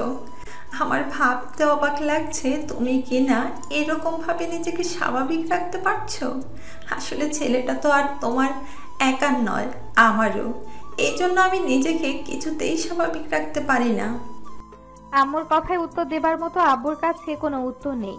এটা ঠিক যে উনি শুধু স্ট্যাটাসের কথা ভেবে নীলাশাকে ওনার ছেলের থেকে দূরে সরিয়ে রাখছে। তো আম্মু অনেকক্ষণ যাবৎ কান্না করলো। তারপরও যখন আব্বু চুপ করে রইল, তখন আম্মু ঈশানের বন্ধু রাজকে কল করলো। তারপর কান্না করে সবটা বলল। সব শোনার পর রাজ বাসা থেকে বেরিয়ে ঈশানকে এদিক ওদিক খুঁজতে লাগলো। তারপর যখন পাচ্ছিল না, তখন ভাবলো ঈশান সেদিন যে বাড়ি গিয়েছিল হয়তো ওইখানটায় থাকতে পারে। রাজ বাড়ির একটা ওয়েটারকে কল করে জানতে পারলো ঈশান ওখানেই আছে। রাজ তাড়াহুড়ো করে বাড়ি চলে যায়। তারপর গিয়ে দেখে ঈশান পুরো মাতাল হয়ে গেছে। না কোনো রেসপন্স আছে আর না কোনো কথা বলছে। ও কোনো রকম বিলটা দিয়ে তারপর ঈশানকে নিয়ে বাসার উদ্দেশ্যে চলে যায়। 8 ঘন্টা পর বাসায় পৌঁছে কলিং বেল দিলে আম্মু দরজা খুলে দেয়। রাজের কাঁধে ঈশানকে রেখে আম্মু কান্না জুড়ে দেয়। তখন রাজ বলতে আরম্ভ করে, কান্নাকাটি করবে না, দেখেন সব ঠিক হয়ে যাবে। ও হয়তো একটু বেশি ড্রিঙ্কস করেছে। সব দোষ এর আব্বুর রয়েছে। একটা সময় দেখো আমার ছেলেটা ওর আব্বুর জেদের জন্যই শেষ হয়ে যাবে। এর আব্বুর রাগ অভিমান আর না শেষ হবে না। উনি নিজের কথা ভেবে আমার ছেলের ভালোবাসাটা বারবার দূরে সরিয়ে দিচ্ছে। তুমি দেখো তোমার এই রাগ অভিমানের জন্য আমার ছেলেটা একটা সময় মারা যাবে। তার জন্য একমাত্র দায়ী থাকবে তুমি। রাজ ঈশানকে নিয়ে শুয়ে দিতে আম্মু কিছুক্ষণ ওর পাশে বসে কান্না করলো। আর রাজ দাঁড়িয়ে রইল। আম্মু ঈশানের জুতাটা খুলে দিয়ে এসিটা ছেড়ে দিয়ে ওর শরীরে একটা চাদর দিয়ে কান্না করতে করতে বেরিয়ে গেল। আর রাজ বলতে লাগলো, আন্টি আমি জানি না ঈশান কী জন্য এমন করছে, তবে মনে হচ্ছে অনেক কষ্ট পেয়েছে, তাই সব উল্টোপাল্টা জিনিস খেয়েছে। যদি কিছু মনে না করেন তাহলে আমাকে বলেন, যদি কোনো সমস্যা না হয় আমি চেষ্টা করব আমার সর্বোচ্চ দিয়ে সমাধান করার। আমি তো ওকে বেস্ট ফ্রেন্ড ভাবি, ও আমাকে বেস্ট ফ্রেন্ড ভাবে, তাহলে আমার বেস্ট ফ্রেন্ডের এরকম একটা অবস্থান কি করে আমি চুপ করে থাকবো বলেন? আম্মু কান্না করতে করতে সবটা বলল রাজকে। রাজ মাথা নিচু করে রইল।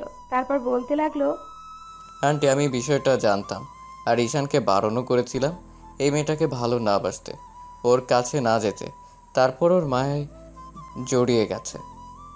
আমি জানি এরকম কিছু ঘটতে পারে, তাই ওকে আগেই বারণ করেছিলাম, কিন্তু ঈশান আমার কোনো কথা শুনেনি। কি করবে বলেন? ভালোবাসাটা তো আর বলে কয়ে হয় না, হয়ে গেছে। আর ঈশান বুঝতে পেরেছে, তখন এরকম পাগলামিটা করছে। আমি এর থেকে বেশি কিছু বলতে পারলাম না। এই মেয়েটা অনেক গরিব ঘরের, এই জন্যই হয়তো আঙ্কেল ওকে মেনে নিতে চাইছে না। আম্মু কান্না করতে লাগলো। তখন রাজ নিরুপায় হয়ে বাসা থেকে বেরিয়ে গেল। অন্যদিকে নীলাশা সারা রাত আর ঘুমোতে পারল না, কান্না করে বালিশ হয়ে গেল। আম্মু আব্বু ওকে অনেকবার জিজ্ঞেস করলো, তো এভাবে 2-3 দিন কেটে গেল। নীলাশা মন খারাপ করে থাকে হসপিটালেও। এখন ঈশান সকালে বাসা থেকে বের হয় আর সেই রাত 2টা-3টার দিকে বাসায় ফিরে। হয়তো আব্বু না হলে রাজ ওকে বাসায় দিয়ে যায়। ঈশান প্রচন্ড পরিমাণে ড্রিঙ্কস করতে শুরু করেছে। তার উপর যদি ওর আব্বু কিংবা আম্মু বারণ করে, আবার সেই ভাঙচুর করতে শুরু করে দেয়, নিজেকে কষ্ট দেওয়ার চেষ্টা করে। এর মাঝে ঈশান কয়েকবার হাত কেটে ফেলেছে, নিজেকে শেষ করে দেওয়ার চেষ্টা করেছে। ছেলের এমন অধঃপতন দেখে আম্মু প্রচন্ড পরিমাণে কান্না করে আর বারবার আব্বুর কাছে রিকোয়েস্ট করে বলে মেয়েটাকে মেনে নিতে। আর আব্বু তার উল্টো কাজটাই করে। এসব জানতে পারলে ঈশানের আব্বুর প্রতি যতটুকু ভালোবাসা ছিল সেটুকু শেষ হয়ে যাবে। তো আফজাল সাহেব অনেক ভেবেচিন্তে হসপিটালে আসে। তারপর নীলাশাকে ডেকে পাঠায়। নীলাশা অনুমতি নিয়ে ঢুকে। তারপর ওনার সামনে দাঁড়িয়ে বলে, আঙ্কেল আমাকে ডেকেছেন? হ্যাঁ ডেকেছি। আর তোমাকে কি জন্য ডেকেছি তুমি সেটা জানো। তুমি খুব ভালো আছো তাই না, এরকম একটা নাটক করে? নীলাশা মাথা নিচু করে রইল। ও জানে আফজাল সাহেব ওকে কিসের জন্য ডেকেছে। নীলাশা কিছুক্ষণ চুপ করে থেকে বলতে আরম্ভ করে, আঙ্কেল আমি জানি আপনি আমাকে ভুল বুঝবেন, কিন্তু আমি আপনার ছেলের পাগলামিতে কোনো সায় দেইনি। আমি জানি এই সম্পর্ক হবার না। আমি একটা গরিব ঘরের মেয়ে, আমি কি করে আপনার ছেলের বউ হতে পারি এটা আমি কখনোই ভেবে দেখিনি। আমি আপনার ছেলেকে ফিরিয়ে দেওয়ার চেষ্টা করেছিলাম, কিন্তু উনি বারবার পাগলামি করেছে। তার জন্য যদি আপনি আমাকে শাস্তি দেন কিংবা চাকরি থেকে বের করে দিতে চান তো দিতে পারেন। আমি এখান থেকে অনেক দূরে চলে যাব। আমি তোমাকে চাকরি ছেড়ে যেতে বলিনি, কিন্তু তুমি ওর সাথে কোনো কাজে সায় দিবে না, যাতে আমার সম্মানটা ডুবে যায়। আমি তোমাকে এখানে চাকরি দিয়েছি, তার মানে এই না যে তুমি সেটার সুযোগ নিয়ে আমার ছেলের দিকে হাত বাড়াবে। আঙ্কেল আমার আব্বু আম্মু তেমন কোনো শিক্ষা দেয়নি। ওরা আমাকে শিখিয়েছে কার স্থান কোথায়। আমি আমার স্থানটা খুব ভালো করেই জানি। আমি সামান্য একজন নার্স। আমার সাজে না আপনার ছেলেকে নিয়ে স্বপ্ন দেখা। আমি যেখানে নিজেকে নিয়ে স্বপ্ন দেখতে ভুলে গেছি, সেখানে এত বড় স্বপ্নটা দেখা আমার জন্য অনেক অপরাধ হবে। তাই আমি এগুলো ভাবি না। আপনার যদি আমার কথাগুলো বিশ্বাস না হয় তাহলে আপনি আমাকে শাস্তি দিতে পারেন স্যার। আফজাল সাহেব আর কিছু না বলে কেবিন থেকে বেরিয়ে যেতে নীলাশা কান্না করতে করতে দেওয়ালের সাথে পিঠ ঠেকিয়ে নিচে বসে পড়ল আর বলতে লাগলো, সব দোষ আমার জন্যই সবটা হয়েছে। আমি যেখানেই যাই সেখানে একটা না একটা ঝামেলা পাকাই। আল্লাহ কি জন্য যে সাদা চামড়ায় তা আমাকে দিতে গেল। এর থেকে তো কালো চেহারাই ভালো ছিল, তাতে অন্তত ছেলেরা আমার দিকে নজর দিত না। এই সুন্দর চেহারাটা আমার জন্য কালো হয়ে দাঁড়াতো না। আমি তো গোবরে পদ্ম ফুল হয়ে জন্ম নিয়েছি। এই পদ্ম ফুলটা যতই সুন্দর হোক কেউ তুলে বাসায় নিয়ে যাবে না। আল্লাহ, যে মানুষটার কপালে আমি নেই তাকে আমার জন্য কষ্ট দিও না। আমার কথাটা ছেড়েই দিলাম, তুমি অন্তত ওনাকে কষ্ট দিও না।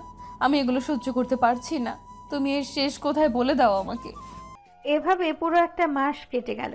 এর মাঝে ঈশান নিজের বেহাল দশা করে ফেলেছে, পুরো পাগল হয়ে গেছে। এদিক ওদিকে দৌড়ে বেরিয়েছে, আর সেদিনের পর থেকে ঈশান আর হসপিটালে যায়নি। এর মাঝে কয়েকবার ঈশানের সাথে নীলাশার রাস্তায় দেখা হয়েছে। নিশান ওকে খেয়াল করেনি, কিন্তু নীলাশা ওকে দেখলে নিজেকে আড়াল করে রেখেছে।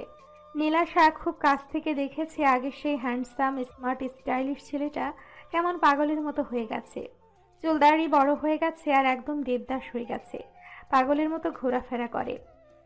তার উপর সবসময় হাতে সিগারেট থাকে।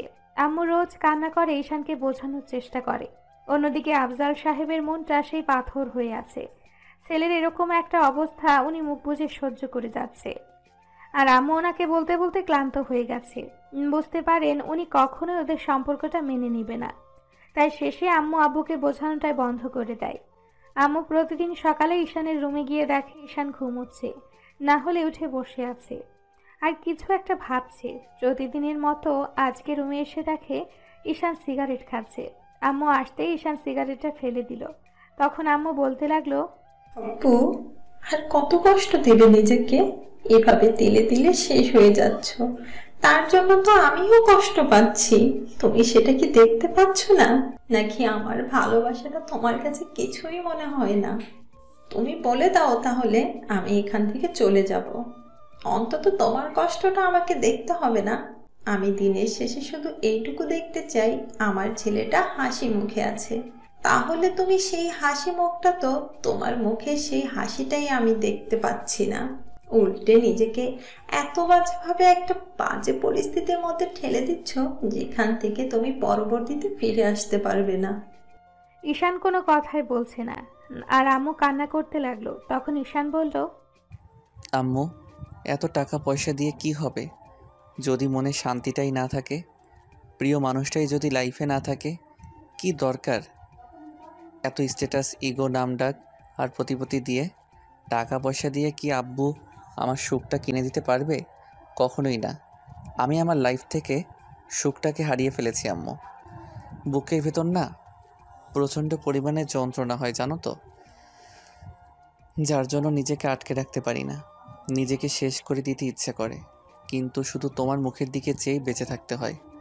মরে গেলে তো একেবারেই মরে যেতে পারতাম, কিন্তু বেঁচে থেকে যে আমি প্রতিদিন মরে যাচ্ছি, আমি তোমাদের কি করে বোঝাবো? তোমার পাল্টে যাওয়াতে, এরকম নিজেকে কষ্ট দেওয়াতে আমিও যে কষ্ট পাচ্ছি, সেটা কি তুমি দেখতে পাচ্ছ না? নাকি আমার কষ্টটা তোমার চোখে পড়ে না? আম্মু, তুমি আমাকে মাফ করে দিও। আমি পারছি না নিজেকে ধরে রাখতে। এত কষ্ট কেন হয় বলো? ভালোবাসায় যে এত যন্ত্রণা আমি আগে জানতাম না। না হলে কখনোই ওই মেয়েটাকে তো দূরে থাক, ভালোবাসার নামটাই মুখ দিয়ে উচ্চারণ করতাম না। কি করব?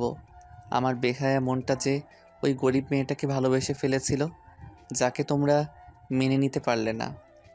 আম্মু মুখে কাপড় চেপে কান্না করতে লাগলো, আর ঈশান দেয়ালে পিঠ ঠেকিয়ে দাঁড়িয়ে রইল। আম্মু রুম থেকে বেরিয়ে গেল। দরজায় আব্বু দাঁড়িয়ে আছে। ঈশান কিছুক্ষণ পর বাসা থেকে বেরিয়ে গেল। ঈশান এসব কথা বলতে চায় না, আর সেটাই বারবার বলতে হয়। বুকের ভেতরটা ভেঙে চুরে যাচ্ছে। কষ্টগুলো ভুলতে বাড়ি গিয়ে ইচ্ছে মতো ড্রিঙ্ক করলো। সেদিন রাতে আর বাসায় ফিরল না।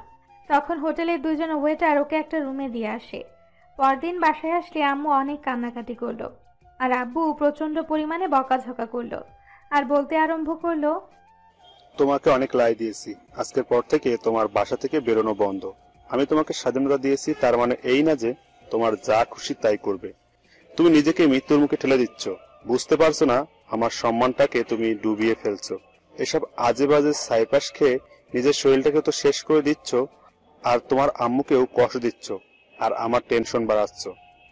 আমি তো বলিনি তোমাদের আমাকে নিয়ে টেনশন করতে। তোমার কিসের টেনশন? তোমার তো সব টেনশন দূর হয়ে গেছে। আমি তো আর ওই মেয়েটার কাছে যাচ্ছি না, না অন্য কোনো মেয়ের সাথে রাত কাটাচ্ছি, যার জন্য তোমার সম্মানটা ধুলোর সাথে মিশে যাচ্ছে। আব্বু ঈশানের এরকম ধারা কথাটা শুনেই রেগে ঠাস ঠাস করে ওর গালে 2টা থাপ্পড় মেরে দিল। ঈশান আর রাগটাকে কন্ট্রোল করতে না পেরে পাশে থাকা একটা কাচের গ্লাস হাতে নিয়ে দেয়ালের সাথে জোরে সোরে কয়েকটা ঘুষি দিল আর বলতে আরম্ভ করলো, বাসা থেকে তোমার জন্য বেরোবো না সেটাই ঠিক হবে তো? তাহলে থাকবো বাসার মধ্যে এখন থেকে। ঈশান রুমে গিয়ে দরজা সজোরে লাগিয়ে দিল। আম্মু দরজার সামনে গিয়ে কিছুক্ষণ কান্নাকাটি করলো আর ডাকাডাকি করতে লাগলো। ঈশান আর কারো কথাই শুনল না। ও এই একটা মাসে পুরো পাগলের মতো হয়ে গেছে। অন্যদিকে রাজ এই বিষয়টা নীলাশাকে জানিয়েছে, কিন্তু ও নিরুপায়, কী বা করতে পারে। উল্টো যখন ঈশানের কথা মনে হয় তখন প্রচন্ড পরিমাণে কান্না করে, কাউকে বলতেই পারে না। আব্বু আম্মু ওকে এরকম চুপচাপ থাকতে দেখে ওকে অনেকবার জিজ্ঞাসা করেছে কি হয়েছে। নীলাশা তারপরও কিছুই বলেনি। এভাবে আরও 4-5টা দিন কেটে গেল। এর মাঝে বাসা থেকে ঈশান আর বের হয়নি, খাওয়া দাওয়াটাও বন্ধ করে দিয়েছে। এখন রুম থেকেও আর বের হয় না। আব্বু আম্মু রুমের সামনে এসে দরজা ধাক্কাধাক্কি করলে ঈশান বারবার বলেছে, এভাবে যদি বারবার আমাকে ডিস্টার্ব করতে থাকো তাহলে নিজেকে শেষ করে দিব। আমাকে ডিস্টার্ব করো না, তোমরা কেউ আমাকে ডিস্টার্ব করবে না।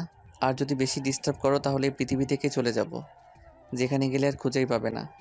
ঈশানের এখন শরীরের বেহাল অবস্থা, শরীরে যেন আর কোনো শক্তি অবশিষ্ট নেই। তারপর রুমের মধ্যে শুয়ে বসে সিগারেট খায়। আম্মু ঈশানের কর্মকাণ্ডের জন্য শুধু আব্বুকেই দায়ী করছে। সেই কবে থেকে আম্মু আব্বুকে কথাগুলো বলা বন্ধ করে দিয়েছে। 7ম দিনের মাথায় আব্বু রাতে বাসায় আসলে আম্মু আব্বুর পা জড়িয়ে ধরে কান্না করে বলতে লাগলো, ওগো, তুমি আমার ছেলেটাকে বাঁচতে দাও। তুমি ওর উপর এতটা জুলুম করো না। ও অন্যায় করে থাকলে তার শাস্তি আমাকে দাও, তারপরও ওকে এরকম করে শাস্তি দিও না। আমি আমার ছেলেটাকে নিয়ে অনেক দূরে চলে যাব। ঈশান ওই মেয়েটাকে বিয়ে করলে তো তোমার সমস্যা। ওর সাথে তুমি ঈশানকে মেনে নিতে পারবে না, তো তোমার সম্মানে দাগ লেগে যাবে। তেমন কিচ্ছু হবে না, তার আগেই আমি এখান থেকে অনেক দূরে চলে যাব। তারপরও আমার ছেলেটাকে দয়া করে একটু বাঁচতে দাও। ওর ভালোবাসাটাকে এইভাবে কেড়ে নিয়ে ওকে নিঃস্ব করে দিও না। আমাকে একটু দয়া করো। আমি আমার ভালোবাসা থেকে তোমার কাছে ভিক্ষে চাইছি। আমার ছেলের জীবনটা ভিক্ষে দাও। আম্মুর এত আকুতি মিনতির পরও আব্বু কিছুই বলছিল না। আম্মু আধ ঘন্টা যাবত ওনার পা জড়িয়ে ধরে কান্না করলো, কথাগুলো বলল। তারপর যখন আব্বু শুনলো না তখন আম্মু কান্না করতে করতে রুম থেকে বেরিয়ে গেল। অন্যদিকে ঈশানের শরীরের বেহাল দশা হয়ে গেছে। কেউ আর ওই দিনের পর থেকে ঈশানের রুমে যেতে পারেনি। আম্মু যতবার রুমে যাওয়ার চেষ্টা করেছে ঈশান ততবার নিজের ক্ষতি করে দিবে বলেছে, কিন্তু এখন যেন শরীর আর চলছিল না। যেটুকু শক্তি অবশিষ্ট ছিল নেশা করে সেটাকে যেন শেষ করে দিয়েছে। এখন নিঃশ্বাসটা ত্যাগ করাটাই সময়ের ব্যাপার হয়ে গেছে। বিছানা ছেড়ে আর উঠতে পারছে না, আর রুমেও কেউ যেতে পারে না, যার জন্য কেউ ঈশানের অবস্থাটা দেখতে পারছে না। রাতে ঈশান শুয়ে শুয়ে ভাবছে এরপর হয়তো আর কখনো পৃথিবীর আলোটাই দেখা হবে না, কারণ শরীরটাই আর সায় দিচ্ছে না। এই মুহূর্তে খুব ইচ্ছে করছিল প্রিয়সীর মুখটা একবার দেখতে, যার জন্য এত কঠিন আয়োজন। হয়তো সেই সুযোগটা আর কখনো হবে না। তাই ফোনের গ্যালারিতে থাকা নীলাশার একটা ছবি বের করে ওর মায়াবী চেহারাটা বারবার দেখতে লাগলো। তারপর একটা সময় নিজেই বলতে লাগলো, খুব বেশি ভালোবেসে ফেলেছিলাম তো, ওই জন্য বুঝতেই পারলেন না প্রেয়সী। তোমাকে আর কি বোঝাবো, যেখানে আব্বু আম্মুকে বোঝাতে পারলাম না। আর তুমি তো অন্যের মেয়ে ছিলে, আমার আর কিছু বোঝানোর নেই তোমাকে। আজকের পর হয়তো তোমাকে আর দেখতে পারবো না। সামনে থেকে দেখতে না পারলেও ফোনে তোমাকে একবার শেষবারের মতো দেখে নিলাম পাগলি। তবে জানো তো পাগলি, আমি যদি কখনো আল্লাহর কাছে কিছু চাওয়ার সুযোগ পাই না, শুধু তোমাকেই চাইব। ভেবে নিব হয়তো আমার কপালে তুমি ছিলে না। তবে একটা কথা মনে রেখো, ভুলেও কখনো কাউকে ভালোবেসে ফেলো না, না হলে আমার কষ্টটা সেদিন বুঝতে পারবে। বুকের মাঝে প্রচণ্ড পরিমাণে যন্ত্রণা হচ্ছে, তাই আর থাকতে পারল না।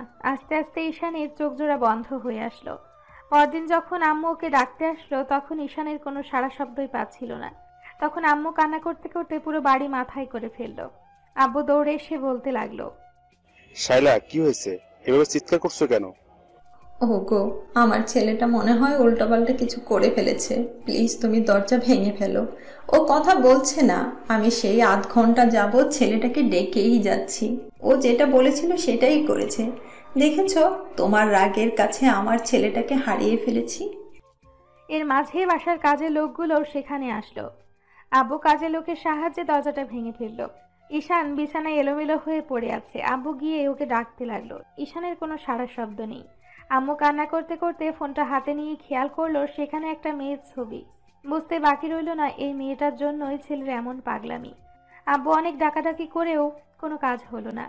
তখন কাজের লোকের সাহায্যে ধরাধরি করে ঈশানকে ওদের হসপিটালে নিয়ে গেল। আফজাল সাহেব চিৎকার করে ডাক্তার ডাকতেই ডাক্তার এসে ওনার সামনে দাঁড়ালো আর ঈশানের এমন অবস্থা দেখে বলতে আরম্ভ করলো, আফজাল সাহেব, ছেলের এই অবস্থা কেন? কি হয়েছে? ডক্টর, আগে আমার ছেলেকে বাঁচান। নার্স, কুইক অক্সিজেন রেডি করো, ওকে থিয়েটারে নিয়ে চলো। ডাক্তারের কথাতে তাড়াহুড়া করে নীলাশা আসলো আর এসে যাকে দেখলো তাকে দেখার পর বুকের ভেতর কেঁপে উঠল। ও চোখ দিয়ে আপনা আপনি পানি বের হতে শুরু করলো। তারপরও সবকিছু ভুলে গিয়ে ঈশানকে নিয়ে স্ট্রেচারে করে অপারেশন থিয়েটারের দিকে নিয়ে যেতে লাগলো। নীলাশা ঈশানের মুখের দিকে তাকিয়ে আছে। ওর প্রচণ্ড পরিমাণে ভয় হচ্ছে। মনে হচ্ছে এই মানুষটা ওর থেকে দূরে চলে যাবে। হয়তো আর কখনো এই মানুষটার মুখটা দেখতে পারবে না। অপারেশন থিয়েটারে নিয়ে যেতে ডক্টর অপারেশন শুরু করে দেয় আর বুঝতে পারে অনেকগুলো ঘুমের ওষুধ খেয়ে নিয়েছিল, যার জন্য শরীরের অবস্থা খারাপ হয়ে গেছে। আর না খেয়ে থাকার ফলে শরীরটা নিঃশেষ হয়ে গেছে। নিঃশ্বাস নিতেই ওর কষ্ট হচ্ছে। 1 ঘন্টা পর ডক্টর বেরিয়ে আসে। তারপর বেরিয়ে আসতেই আম্মু বলতে আরম্ভ করে, ডক্টর, আমার ছেলের কি অবস্থা? ও বাঁচবে তো? আমি ওকে আবার সেই আগের মতো অবস্থায় ফিরে পাবো তো? ও আমাকে আম্মু বলে ডাকবে তো? ম্যাডাম, আপনি শান্ত হন। ঈশান ঠিক আছে, আসলে অনেকটা টেনশন করেছে আর অনেক দিন যাবৎ খাবারটাও ঠিক মতো খায় না। তার উপরে কাল রাতে মনে হয় অনেকগুলো স্লিপিং পিল খেয়ে নিয়েছিল, যার জন্য এই অবস্থা হয়েছে। টেনশন করবেন না, সব ঠিক হয়ে যাবে। কিন্তু এটা বলুন তো, ছেলের এই অবস্থা হলো কি করে? ডক্টরের কথা শুনে আম্মু হাউমাউ করে কান্না করে দিল। আফজাল সাহেব মাথা নিচু করে রইল। এর মাঝে আম্মু খেয়াল করলো কিছুটা দূরে একটা মেয়ে দাঁড়িয়ে কান্না করছে। আম্মুর বুঝতে আর বাকি রইল না এটাই ওনার ছেলের সে অবাধ্য ভালোবাসা। হসপিটালে আসার আগে ঈশানের হাতে যখন ফোনটা ছিল তখন আম্মু এই মেয়েটার ছবিটাই দেখেছিল। নীলাশাকে দেখে আম্মু ওর কাছে আসলো। তারপর ওর একটা হাত ধরে বলতে আরম্ভ করলো, তুমি নীলাশা, তাই না? নীলাশা মাথা নিচু করে নিল। আম্মু ওর হাতটা 2 হাতে জোর করে ধরে বলতে লাগলো, দেখেছো মামুনি, তোমাকে ভালোবেসে আমার ছেলেটা কি অবস্থা হয়েছে। আমার ছেলেটাকে একটু দয়া করো, একটু তোমার ভালোবাসাটা ভিক্ষে দাও। আমি কথা দিচ্ছি, ওর আব্বু তোমাকে মেনে না নিলেও আমরা এখান থেকে অনেক দূরে চলে যাব। তারপরও আমার ছেলেটাকে একটু বাঁচতে দাও। ও তোমাকে ভালোবাসে। খুব বেশি অন্যায় করে ফেলেছে বলো? ও খুব বেশি অপরাধ করে ফেলেছে বলো? তোমাকে ভালোবাসাটা কি ওর জন্য এত বেশি অন্যায় ছিল? আমি তোমার পায়ে ধরে ওর ভালোবাসাটা ভিক্ষে চাইছি। তারপরও তুমি ওকে ফিরিয়ে দিও না। ও বাঁচতে পারবে না তোমাকে না পেলে। একমাত্র ছেলে আমার, একটু বাঁচার সুযোগ দাও। আমাদের মা ছেলের উপর এইটুকু দয়া করো। আম্মু নীলাশার পা ধরতে গেলে ও সরে গেল আর আব্বু বলতে লাগলো, শাইলা, কি পাগলামি করছো তুমি? চুপ, একদম চুপ। আর একটা কথা বলবে না তুমি। আজকে তোমার জন্য আমার ছেলের এই অবস্থা। তুমি আমাকে আর আমার ছেলেকে অনেক দয়া করেছো, আর করতে হবে না। এবার অন্তত আমাকে ছেড়ে দাও। এবার অন্তত আমার ছেলেটাকে বাঁচতে দাও। আমি ওকে নিয়ে এখান থেকে অনেক দূরে চলে যাব। সেখানে তুমি আর তোমার কোনো স্ট্যাটাস থাকবে না। শাইলা, আমার কথাটা শোনো। আমি আর কিছু শুনতে চাই না। তুমি আমার নামটা ধরেও ডাকবে না। তোমার ভালোবাসার উপর থেকে আমার পুরো বিশ্বাসটাই উঠে গেছে। তোমার প্রতি এখন শুধু আমার ঘৃণা জন্মে গেছে, ঘৃণা। শুধু তুমি আমার স্বামী বলে তোমাকে এতদিন কিচ্ছু বলিনি, কিন্তু আজকে আমি থাকবো না। মামানি, তুমি আমাকে একটু দয়া করো। আমি তো তোমার মায়ের মতো, বলো। তোমার মা যদি তোমার কাছে কিছু ভিক্ষে চাইতো, তুমি দিতে না বলো? আমার ছেলেটাকে একটু বাঁচতে দাও, একটু ওকে ভালোবাসাটা ভিক্ষে দাও। আমি সারা জীবন তোমার কাছে কৃতজ্ঞ থাকবো। আম্মুর এরকম ধারা কথাতে নীলাশা সেখানে থাকতে পারল না। কান্না করতে করতে দৌড়ে ওয়াশরুমে ঢুকে গেল। তারপর কিছুক্ষণ চোখে মুখে পানি দিল আর বেসিনের সামনে দাঁড়িয়ে ফুপিয়ে ফুপিয়ে কান্না করতে লাগলো। এটা আমি কি করলাম যে মানুষটাকে আমি নিজের থেকেও বেশি ভালোবেসে তাকে এমন করে কষ্ট দিলাম? এর থেকে তো উপরওয়ালা আমাকে নিয়ে গেলেই পারতো। আমি সব জায়গাতে ঝামেলা পাকিয়ে ফেলি। আমাকে যে এত বেশি ভালোবাসে তাকে এত বেশি কষ্ট দিয়ে ফেললাম। আমি কি করে ওনার সামনে গিয়ে দাঁড়াবো? উপরওয়ালা আমাকে এমন একটা কপাল দিয়ে পৃথিবীতে পাঠিয়েছে যে কপালে ওনার ভালোবাসাটা লেখা নেই। এর মাঝে ঈশানের সব ফ্রেন্ড বিষয়টা জানতে পেরে হসপিটালে চলে আসছে। আর রাজ এসে আম্মুকে একটা জায়গায় নিয়ে জোর করে বসালো। আর আম্মু বারবার ওকে বলতে লাগলো, রাজ, আমার ছেলেটাকে আবার আগের মতো ফিরিয়ে দে আপু। আমি ওকে ছাড়া থাকতে পারবো না। তুই তো জানিস ও আমার একমাত্র ছেলে। তুইও তো আমার ছেলের মতো, বল। তুই তোর বন্ধুকে একটু বল না। আমি ওকে নিয়ে এখান থেকে অনেক দূরে চলে যাব। ওই মেয়েটাকে আমি অনেক বুঝিয়েছি, ও তারপরও নিজের জেদের কাছে অটল। হয়তো ঈশানের আব্বুর জন্য ওকে এমন করে দূরে সরিয়ে দিচ্ছে। আমি বুঝতে পেরেছি ও হয়তো ঈশানকে ভালোবাসে, কিন্তু নিজের অবস্থানের কথা ভেবে ওকে দূরে সরিয়ে দিচ্ছে। আম্মু অনেকক্ষণ যাবৎ রাজের একটা হাত ধরে কান্নাকাটি করতে লাগলো। রাজ আর উপায় না পেয়ে নীলাশাকে খুঁজতে লাগলো। তারপর নীলাশাকে খুঁজে পেল হসপিটালের এক কোনায়। নীলাশা দেওয়ালে পিঠ ঠেকিয়ে কান্না করছে। এমন কিছু দেখে রাজ বলতে আরম্ভ করলো, এ কি, আপনি কান্না করছেন কেন? আপনার তো খুশি হবার কথা যে মানুষটাকে আপনি এমন করে ইগনোর করছেন যে আপনাকে ভালোবাসে তাকে তো দূরে সরিয়ে দিয়েছেন। ছেলেটাকে এমন করে কষ্ট দিতে পেরেছেন, তাহলে আপনার না খুশি হবার কথা। তাহলে কান্না করছেন কেন? আপনি তো আজকে হাসবেন, অনেক বেশি খুশি হবেন, তাহলে কান্না করছেন কেন? ভাইয়া, আপনি আমাকে মাফ করে দিবেন। আমি নিরুপায়। আমি পারবো না ওনাকে নিজের কাছে টেনে নিতে, না ওনার বুকের ঠাঁই খুঁজে নিতে। আমি অনেক বড় অন্যায় করে ফেলেছি। আমি এই সুন্দর চেহারা নিয়ে জন্ম নিয়ে অনেক বড় পাপ করে ফেলেছি। আমি বুঝতে পারিনি যে আমার জন্য একটা মানুষ এভাবে কষ্ট পাবে আর নিজেকে এত বেশি কষ্ট দিবে। আপনি আমাকে মাফ করে দেন। আমি এখান থেকে অনেক দূরে চলে যাব। এত কিছুর পরও আপনার কাছে মনে হচ্ছে আপনি নিজেই অপরাধ করেছেন? আপনি তো অপরাধ করেছেন ওকে কষ্ট দিয়ে। আপনি কখনো ভালো থাকতে পারবেন না। আমি বলে দিচ্ছি, আজকে ওর যদি কিছু হয়ে যেত না, এর জন্য একমাত্র আপনি দায়ী থাকতেন। আপনি কখনো ভালো থাকতে পারবেন না। আর যদি কখনো কাউকে ভালোবেসে ফেলেন না, তাহলে বুঝতে পারবেন এই ভালোবাসার মধ্যে কতটা যন্ত্রণা রয়েছে। আমি নিরুপায়। আমি ওনাকে নিজের কাছে টেনে নিতে পারিনি। আপনি আমাকে মাফ করবেন।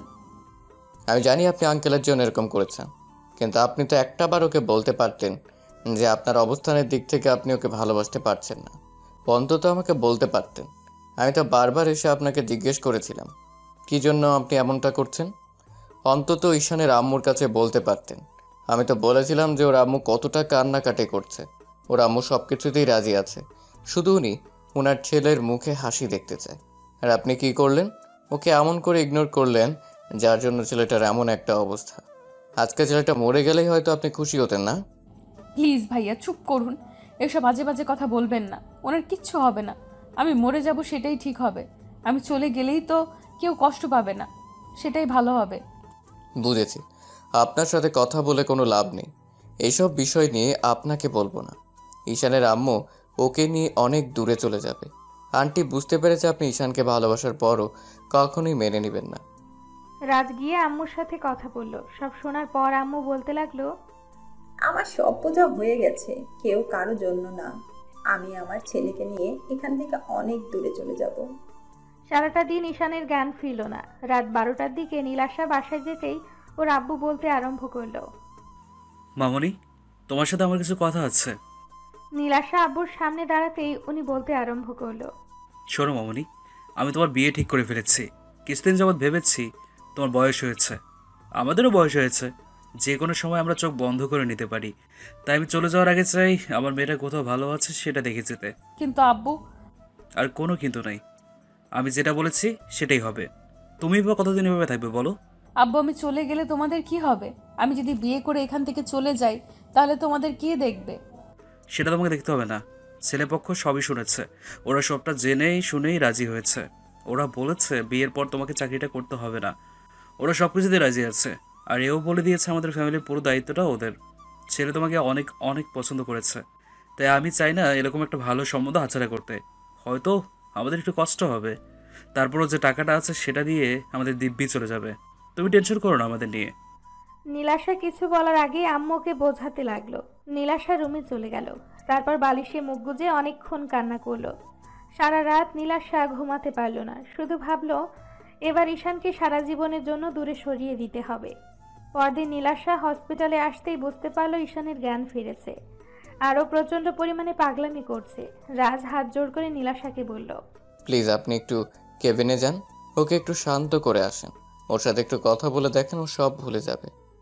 আমি জানি আপনি ওকে কখনো মেনে নেবেন না, হয়তো ঈশানের আব্বুর কারণে, নয়তো নিজের অবস্থানের কথা ভেবে। আমি আপনাকে দোষারোপ করছি না, না, শুধু ওর সাথে একটু কথা বলে আসেন। দেখুন ঈশান আর পাগলামি করবে না। রাজের কথা মতো নীলাশা ঈশানের কাছে আসলো। আব্বু ওর সাথে কথা বলার চেষ্টা করেছে, যার জন্য ঈশান প্রচণ্ড পরিমাণে সিন ক্রিয়েট করছে। আম্মুকে জড়িয়ে ধরে রেখেছে। শরীরের শক্তি নেই, তারপরও পাগলের মতো কান্নাকাটি করছে ঈশান। নীলাশা গিয়ে ঈশানের সামনে দাঁড়াতে ঈশান ওর দিকে একবার তাকিয়ে চোখ জোড়া নামিয়ে নিয়ে বলতে আরম্ভ করলো, আপনি আপনি এখানে কেন আসছেন? আপনি না চলে যেতে চাইছিলেন তো যান। আপনি আমার সামনে আসবেন না, এখান থেকে চলে যান। আমি কাউকে ভালোবাসি না। আপনি আমাকে সান্ত্বনা দিতে আসছেন তো? আমি তো আপনার থেকে দূরে সরে গিয়েছিলাম, তারপরও আপনি এখানে কেন এসেছেন? ও আপনি তো এই হসপিটালে জব করেন। আমি এখান থেকে চলে যাব। এর মাঝে ডক্টর কেবিনে ঢুকলো। ঈশানকে এইভাবে কান্নাকাটি করতে দেখে বলতে আরম্ভ করলো, আফজাল সাহেব কি বললেন ছেলেকে, যার জন্য এইভাবে উত্তেজিত হয়ে গেল? আপনাদের বলেছি না ওকে কোনো রকম প্রেশার দিবেন না। আপনাদের দ্বারা না কিছু হবে না। দয়া করে কেবিন থেকে বেরিয়ে গেলে খুশি হব। নার্স, তুমি এখনই ওকে ইনজেকশন পুশ করার ব্যবস্থা করো। ডক্টরের কথাতে আরও 2-3 জন নার্স এসে ঈশানকে ধরতেই নীলাশা এসে ওর হাতে একটা ঘুমের ইনজেকশন পুশ করে দিল। ভালোবাসার মানুষের এমন বেহাল অবস্থা দেখে নীলাশার চোখ দিয়ে পানি ঝরছে।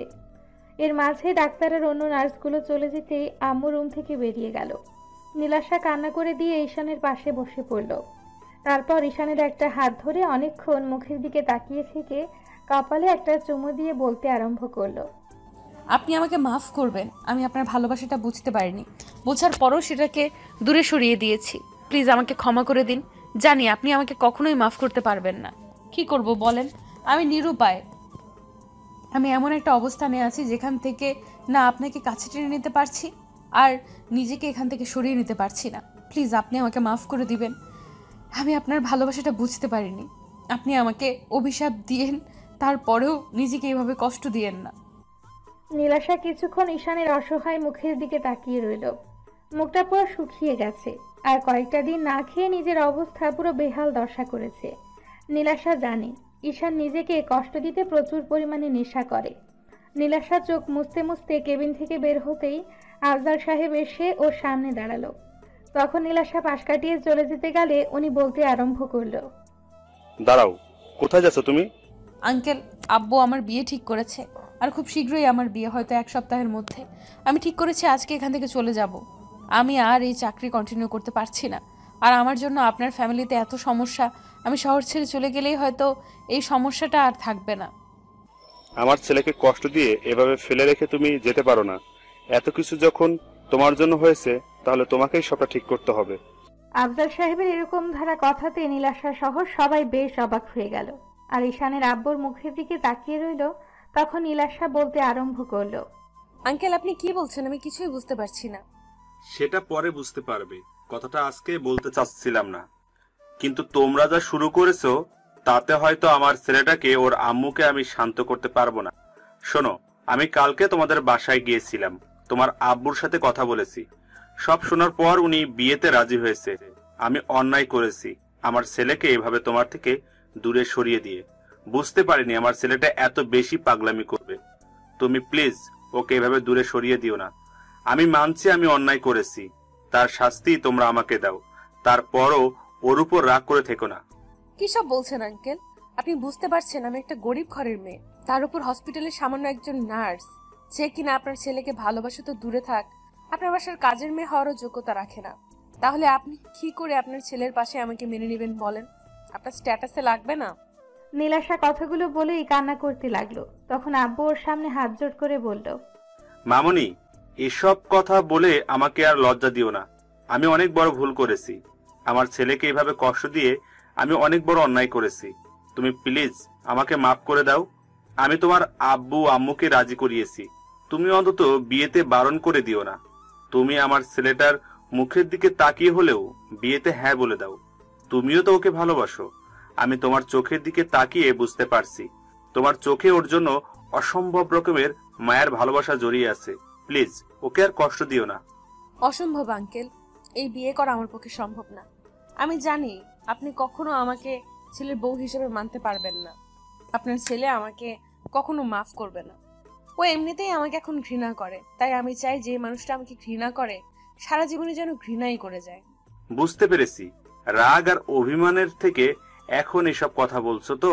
আচ্ছা, আমি তোমার পায়ে ধরে ক্ষমা চাচ্ছি, তারপরও আমার ছেলেটাকে দূরে সরিয়ে দিও না। আব্বুর কথা শুনে নীলাশা দূরে সরে গেল আর কান্না করে দিয়ে বলতে লাগলো, আঙ্কেল, আপনার ছেলেকে আপনি দূরে সরিয়ে দেন, তারপরও এরকম পাগলামি করবেন না। অন্তত আমাকে আর কোনো অপরাধী করবেন না। এমনিতেই উনি আমার উপর প্রচন্ড পরিমাণে রেগে আছে, আর আপনি এরকম কাজ করলে আমি সারা জীবন সবার কাছে অপরাধী হয়ে থাকব। আমি জানি তুমি কিরকম মেয়ে, তাই তোমাকে এভাবে কথাগুলো না বললে তুমি রাজি হতে না।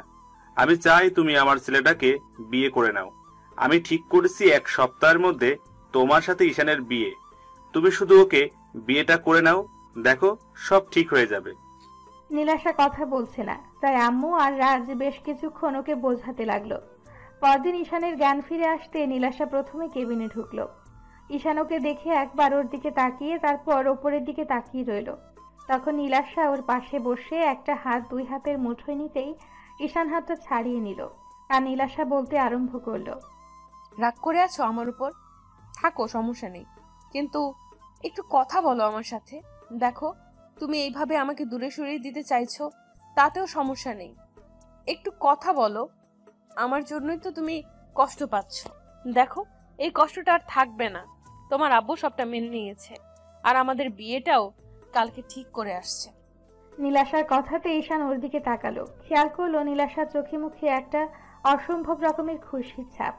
তখন ঈশান একটা তাচ্ছিল্যের হাসি দিয়ে বলল, দেখেন, মজা করবেন না। আমার মধ্যে সব মজা করার মতো কোনো শক্তি আর অবশিষ্ট নেই। মরেই যেতাম, শুধু আম্মুর জন্য সুইসাইডটাই করিনি। এসব কথা বলে আমাকে হাসাবেন না।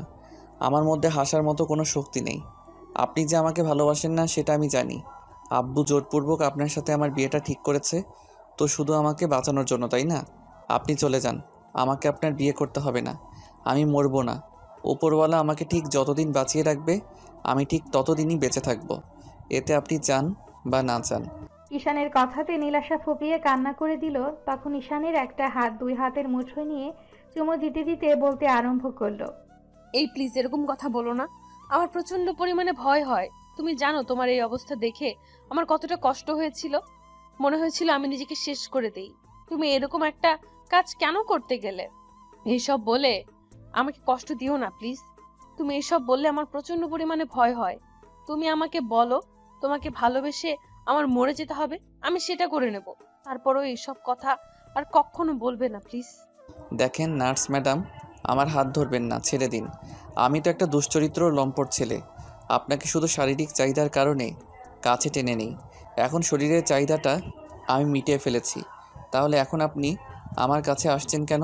যান, এখান থেকে চলে যান। আমি না কাউকে ভালোবাসি, না কেউ আমাকে ভালোবাসে।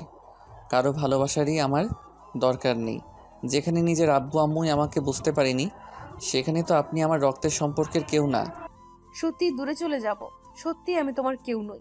হয়তো আমি তোমার রক্তের সম্পর্কের কেউ নই, কিন্তু তোমার আত্মার সাথে আত্মার সম্পর্কের একজন মানুষ, যাকে কিনা তুমি এত ভালোবাসো। তুমি আমার উপর রাগ করে এরকম কথা বলছো, তাই না? আচ্ছা ঠিক আছে, আমি এখান থেকে চলে যাচ্ছি। তবে এইটুকু শুনে রাখো, আমি তোমার লাইফ থেকে কোথাও যাচ্ছি না। যে মানুষটা আমাকে এত ভালোবাসে, সে যদি আমাকে তাড়িয়েও দেয়, আমাকে যদি কখনো ভালোও না বাসে, টেনেও না নেয়, তারপরও আমি তার কাছেই পড়ে থাকবো। ঈশান চুপ করে আছে। নীলাশা কান্না করতে করতে রুম থেকে বেরিয়ে গেল। ওকে এভাবে কান্না করে বেরিয়ে যেতে দেখে রাজ রুমে ঢুকলো। তারপর ঈশানের পাশে বসতেই ও রাজের দিকে তাকালো ও বলতে লাগলো, অনেক কিছুর পর ঠিক হয়েছে। এখন অন্তত মেয়েটাকে এভাবে দূরে সরিয়ে দিয়ে নিজের কষ্টটাকে বাড়াস না, আর না ওকে কষ্ট দিস। তুই যত পারিস ওর উপর রাগ দেখা, তারপরে এমন কিছু করিস না যার জন্য সব কিছু নষ্ট হয়ে যায়। আমি তো বলিনি আমার জন্য সবাইকে কষ্ট করতে কিংবা আমার সাথে এই মেয়েটার বিয়ে ঠিক করতে। তাহলে তোরা শুধু শুধু এসব করলি কী জন্য বল? দেখ, তোর রাগ করাটাই স্বাভাবিক, কিন্তু তুই যতই রাগ দেখাস না কেন, দিন শেষে কিন্তু তুই ওকে ভালোবাসিস। তাই আমি বলবো তুই বিয়েটা করে নে। হয়তো মেয়েটার উপর কিছুদিন রাগ করে থাকবি, ওর দিক থেকে তুই মুখ ফিরিয়ে নিবি। তারপর যখন মেয়েটা কান্না করবে তখন তুই সেটা সহ্য করতে পারবি না। তুই তো বলতি তুই ওর কষ্ট সহ্য করতে পারিস না, যার জন্য লুকিয়ে ওকে অনেক হেল্প করেছিস। তারপর মেয়েটা তো এখন কষ্ট পাচ্ছে শুধু তোর জন্য। তাই আমি বলি কি, বিয়েটা করে নে। দরকার পড়লে ওকে কিছুদিন কষ্ট দিস, তারপর না হয় মেনে নিস। তারপর এমন কিছু করিস না যার জন্য মেয়েটা উল্টোপাল্টা কিছু একটা করে বসে। আব্বু আম্মু ঈশানের সাথে কথা বললো, কিন্তু ঈশান আব্বুর সাথে কথা বলাটাই বন্ধ করে দিয়েছে। আব্বু হতাশ হয়ে রুম থেকে বেরিয়ে যেতে আম্মু কিছুক্ষণ ঈশানকে বোঝালো। ঈশান সিদ্ধান্ত নিল বিয়েটা করে নিবে। তো আরও 2-3টা দিন ওকে হসপিটালে থাকতে হলো। আর এই 2-3টা দিন নীলাশা একজন স্ত্রী যেমন স্বামীর সেবা করে ঠিক তেমন করেই গেছে। একটা মুহূর্তের জন্য পাশ থেকে সরেনি। আফজাল সাহেব ওকে জবটা ছেড়ে দিতে বললেও নীলাশা ছাড়েনি, শুধু ঈশানের জন্য। নীলাশা বলেছে যেদিন ঈশান সুস্থ হয়ে যাবে সেদিন জবটা ছেড়ে দিবে। নীলাশা ঈশানের এতটা কাছাকাছি থেকেছে, তারপরও ঈশান ওর সাথে কোনো কথাই বলেনি, যার জন্য নীলাশা ঈশানের সামনেই কান্না করেছে। ঈশান জানে মেয়েটাকে ভালোবাসে, কিন্তু কেন যে তখন দূরে সরিয়ে দিয়েছিল। তো হসপিটাল থেকে বাসায় ফিরলে 7 দিনের মাথায় ওদের বিয়েটা বিশাল আয়োজনের মধ্যে দিয়ে হয়ে যায়। আর বিয়ের সময় ঈশান বেশ অন্যমনস্ক ছিল, যার জন্য নীলাশার খুব বেশি ভয় হচ্ছিল। না না, ও হয়তো আমার উপর একটু রেগে আছে, একটা সময় ঠিকই আমাকে মেনে নিবে। ঈশান তো আমাকে প্রচন্ড পরিমাণে ভালোবাসে, তাহলে ইগনোর কেন করবে? বিয়ের সব কার্যক্রম শেষ করে ঈশান নীলাশাকে নিয়ে বাসায় আসে। তারপর আম্মুদের বরণ করলে সব ফর্মালিটি শেষে ঈশান একাই ছাদে চলে যায়। গিয়ে দেখে ওর বন্ধুরা বসে আড্ডা দিচ্ছে। ঈশানও অনেকদিন পর বন্ধুদের সাথে প্রাণ খুলে আড্ডা দিল। রাজ ঈশানকে অনেক বোঝালো আর নীলাশাকে কষ্ট না দিতে বারণ করলো। ঈশান কোনো কথাই বলল না। 12টার দিকে আম্মু এসে ডেকে গেলে ঈশানও বাধ্য ছেলের মতো রুমে চলে আসে। দরজা আটকে দিয়ে বিছানার দিকে তাকালো। নীলাশা বিছানার মাঝখানে বসে যে ইয়া বড় একটা ঘোমটা দিয়ে বসে আছে। ঈশানের মনে হচ্ছিল একটা পরী বসে আছে। ঈশান একবার ওর দিকে তাকালো। তাকাতে নীলাশার করা অবহেলা আর ওর দেওয়া কষ্টগুলোর কথাগুলো মনে পড়ে গেল। মনে হতে লাগলো এই মেয়েটাকে এত ভালোবাসে আর সে ওকে এমন করে কষ্ট দিল। তো ঈশান এসে নীলাশার সামনে দাঁড়াতেই ও উঠে এসে ঈশানের পায়ে হাত দিয়ে সালাম করতে গেল। তখন ঈশান বলল, থাক, যাকে ভালোবাসো না তাকে এত বেশি সম্মান দেখাতে হবে না। ঈশান কথাগুলো বলেই আলমারির দিকে চলে গেল আর নীলাশা সেখানেই মাথা নিচু করে দাঁড়িয়ে রইল। ঈশান কথাগুলো বলেই আলমারির দিকে চলে গেল আর নীলাশা সেখানেই মাথা নিচু করে দাঁড়িয়ে রইল। ঈশানের মুখে এমন কথা শুনেই নীলাশার বুকের ভেতরটা কেঁপে উঠেছিল। ঈশান আলমারি থেকে কিছু একটা বের করে এনে তারপর বিছানার উপর রেখে নীলাশার হাত ধরে টানতে টানতে ওকে বিছানায় মুখোমুখি বসিয়ে দিয়ে অনেকগুলো টাকা বের করে ওর সামনে রেখে বলতে লাগলো, এটা তোমার দেনমোহরের টাকা, পরিশোধ করে দিলাম। এতে আমি বেঁচে থাকি কিংবা মরে যাই, তারপরও তোমার আর কোনো দাবি দাওয়া আমার কাছে থাকবে না। ঈশান কথাগুলো বলতেই নীলাশা হাত দিয়ে ওর মুখটা আটকে দিল। কান্না করে দিয়ে বলতে লাগলো, এই তুমি এসব কি বলছো? প্লিজ এগুলো বলো না। তুমি জানো না এগুলো বললে আমার কষ্ট হয়। প্লিজ এইসব বাজে বাজে কথা বলো না। তুমি রাগ করে আছো আমার উপর, কিন্তু তাই বলে এইসব কি বলতেছো তুমি? থাক, এখন আর ভালোবাসা দেখাতে হবে না। বিয়ে হয়েছে তো এখন স্ত্রীর দায়িত্বটা পালন করছেন, তাই না? এই মিথ্যে ভালোবাসাটা আর আমাকে দেখাতে হবে না। নীলাশা কান্না করতে লাগলো। তখন ঈশান ওকে রেখে বিছানা থেকে একটা বালিশ আর একটা চাদর নিয়ে যখনই সোফার দিকে যেতে নিবে তখনই নীলাশা ঈশানের একটা হাত ধরল আর কান্না করে করে বলতে লাগলো, এই তুমি এদিকে কোথায় যাচ্ছ? তোমার কি মনে হয় এত কিছুর পরও আমি তোমাকে বউ হিসেবে মেনে নিব আর তোমাকে ভালোবাসবো? সেটা তোমার ভুল ধারণা। আমার ভালোবাসাটা ওই দিনই মরে গেছে যেদিন তুমি আমাকে ওরকম বাজে কথাগুলো শুনিয়েছ, দূরে সরিয়ে দিয়েছ, যার জন্য এতটা যন্ত্রণাটা পেয়েছি। কিন্তু ভালোবাসাটা তার জন্য বেঁচে নেই। এখন শুধু পাহাড় সমান ঘৃণাটাই তোমার জন্য বেঁচে আছে। না না, তুমি রাগ করে এসব কথা বলছো তাই না? প্লিজ এরকম কিছু বলো না। আমার না প্রচন্ড পরিমাণে কষ্ট হবে। তুমি তো জানো আমি তোমার দেওয়া কষ্টটা সহ্য করতে পারি না। ঠিক নাও, এখন থেকে শুধু আমার বাজে চেহারাটাই শুধু তুমি দেখতে পাবে। ওই জন্য বলেছিলাম যে আমাকে বিয়ে করার দরকার নেই। তাছাড়া এখন তো তোমাকে আর ভালোবাসি না। তার উপর তোমাকে তাহলে একটা সময় যে তোমার দেওয়া কষ্টটা আমিও সহ্য করতে পারতাম না, যার জন্য মরতে বসেছিলাম। তারপরও তুমি একটু দয়া করনি, আমার ভালোবাসাটা পর্যন্ত ভিক্ষা দাওনি। আম্মু পর্যন্ত তোমার পায়ে ধরতে গেছিল আর তুমি নিজের জেদের কাছে অটল ছিলে। তাহলে এখন কেন আসছো আমার লাইফে?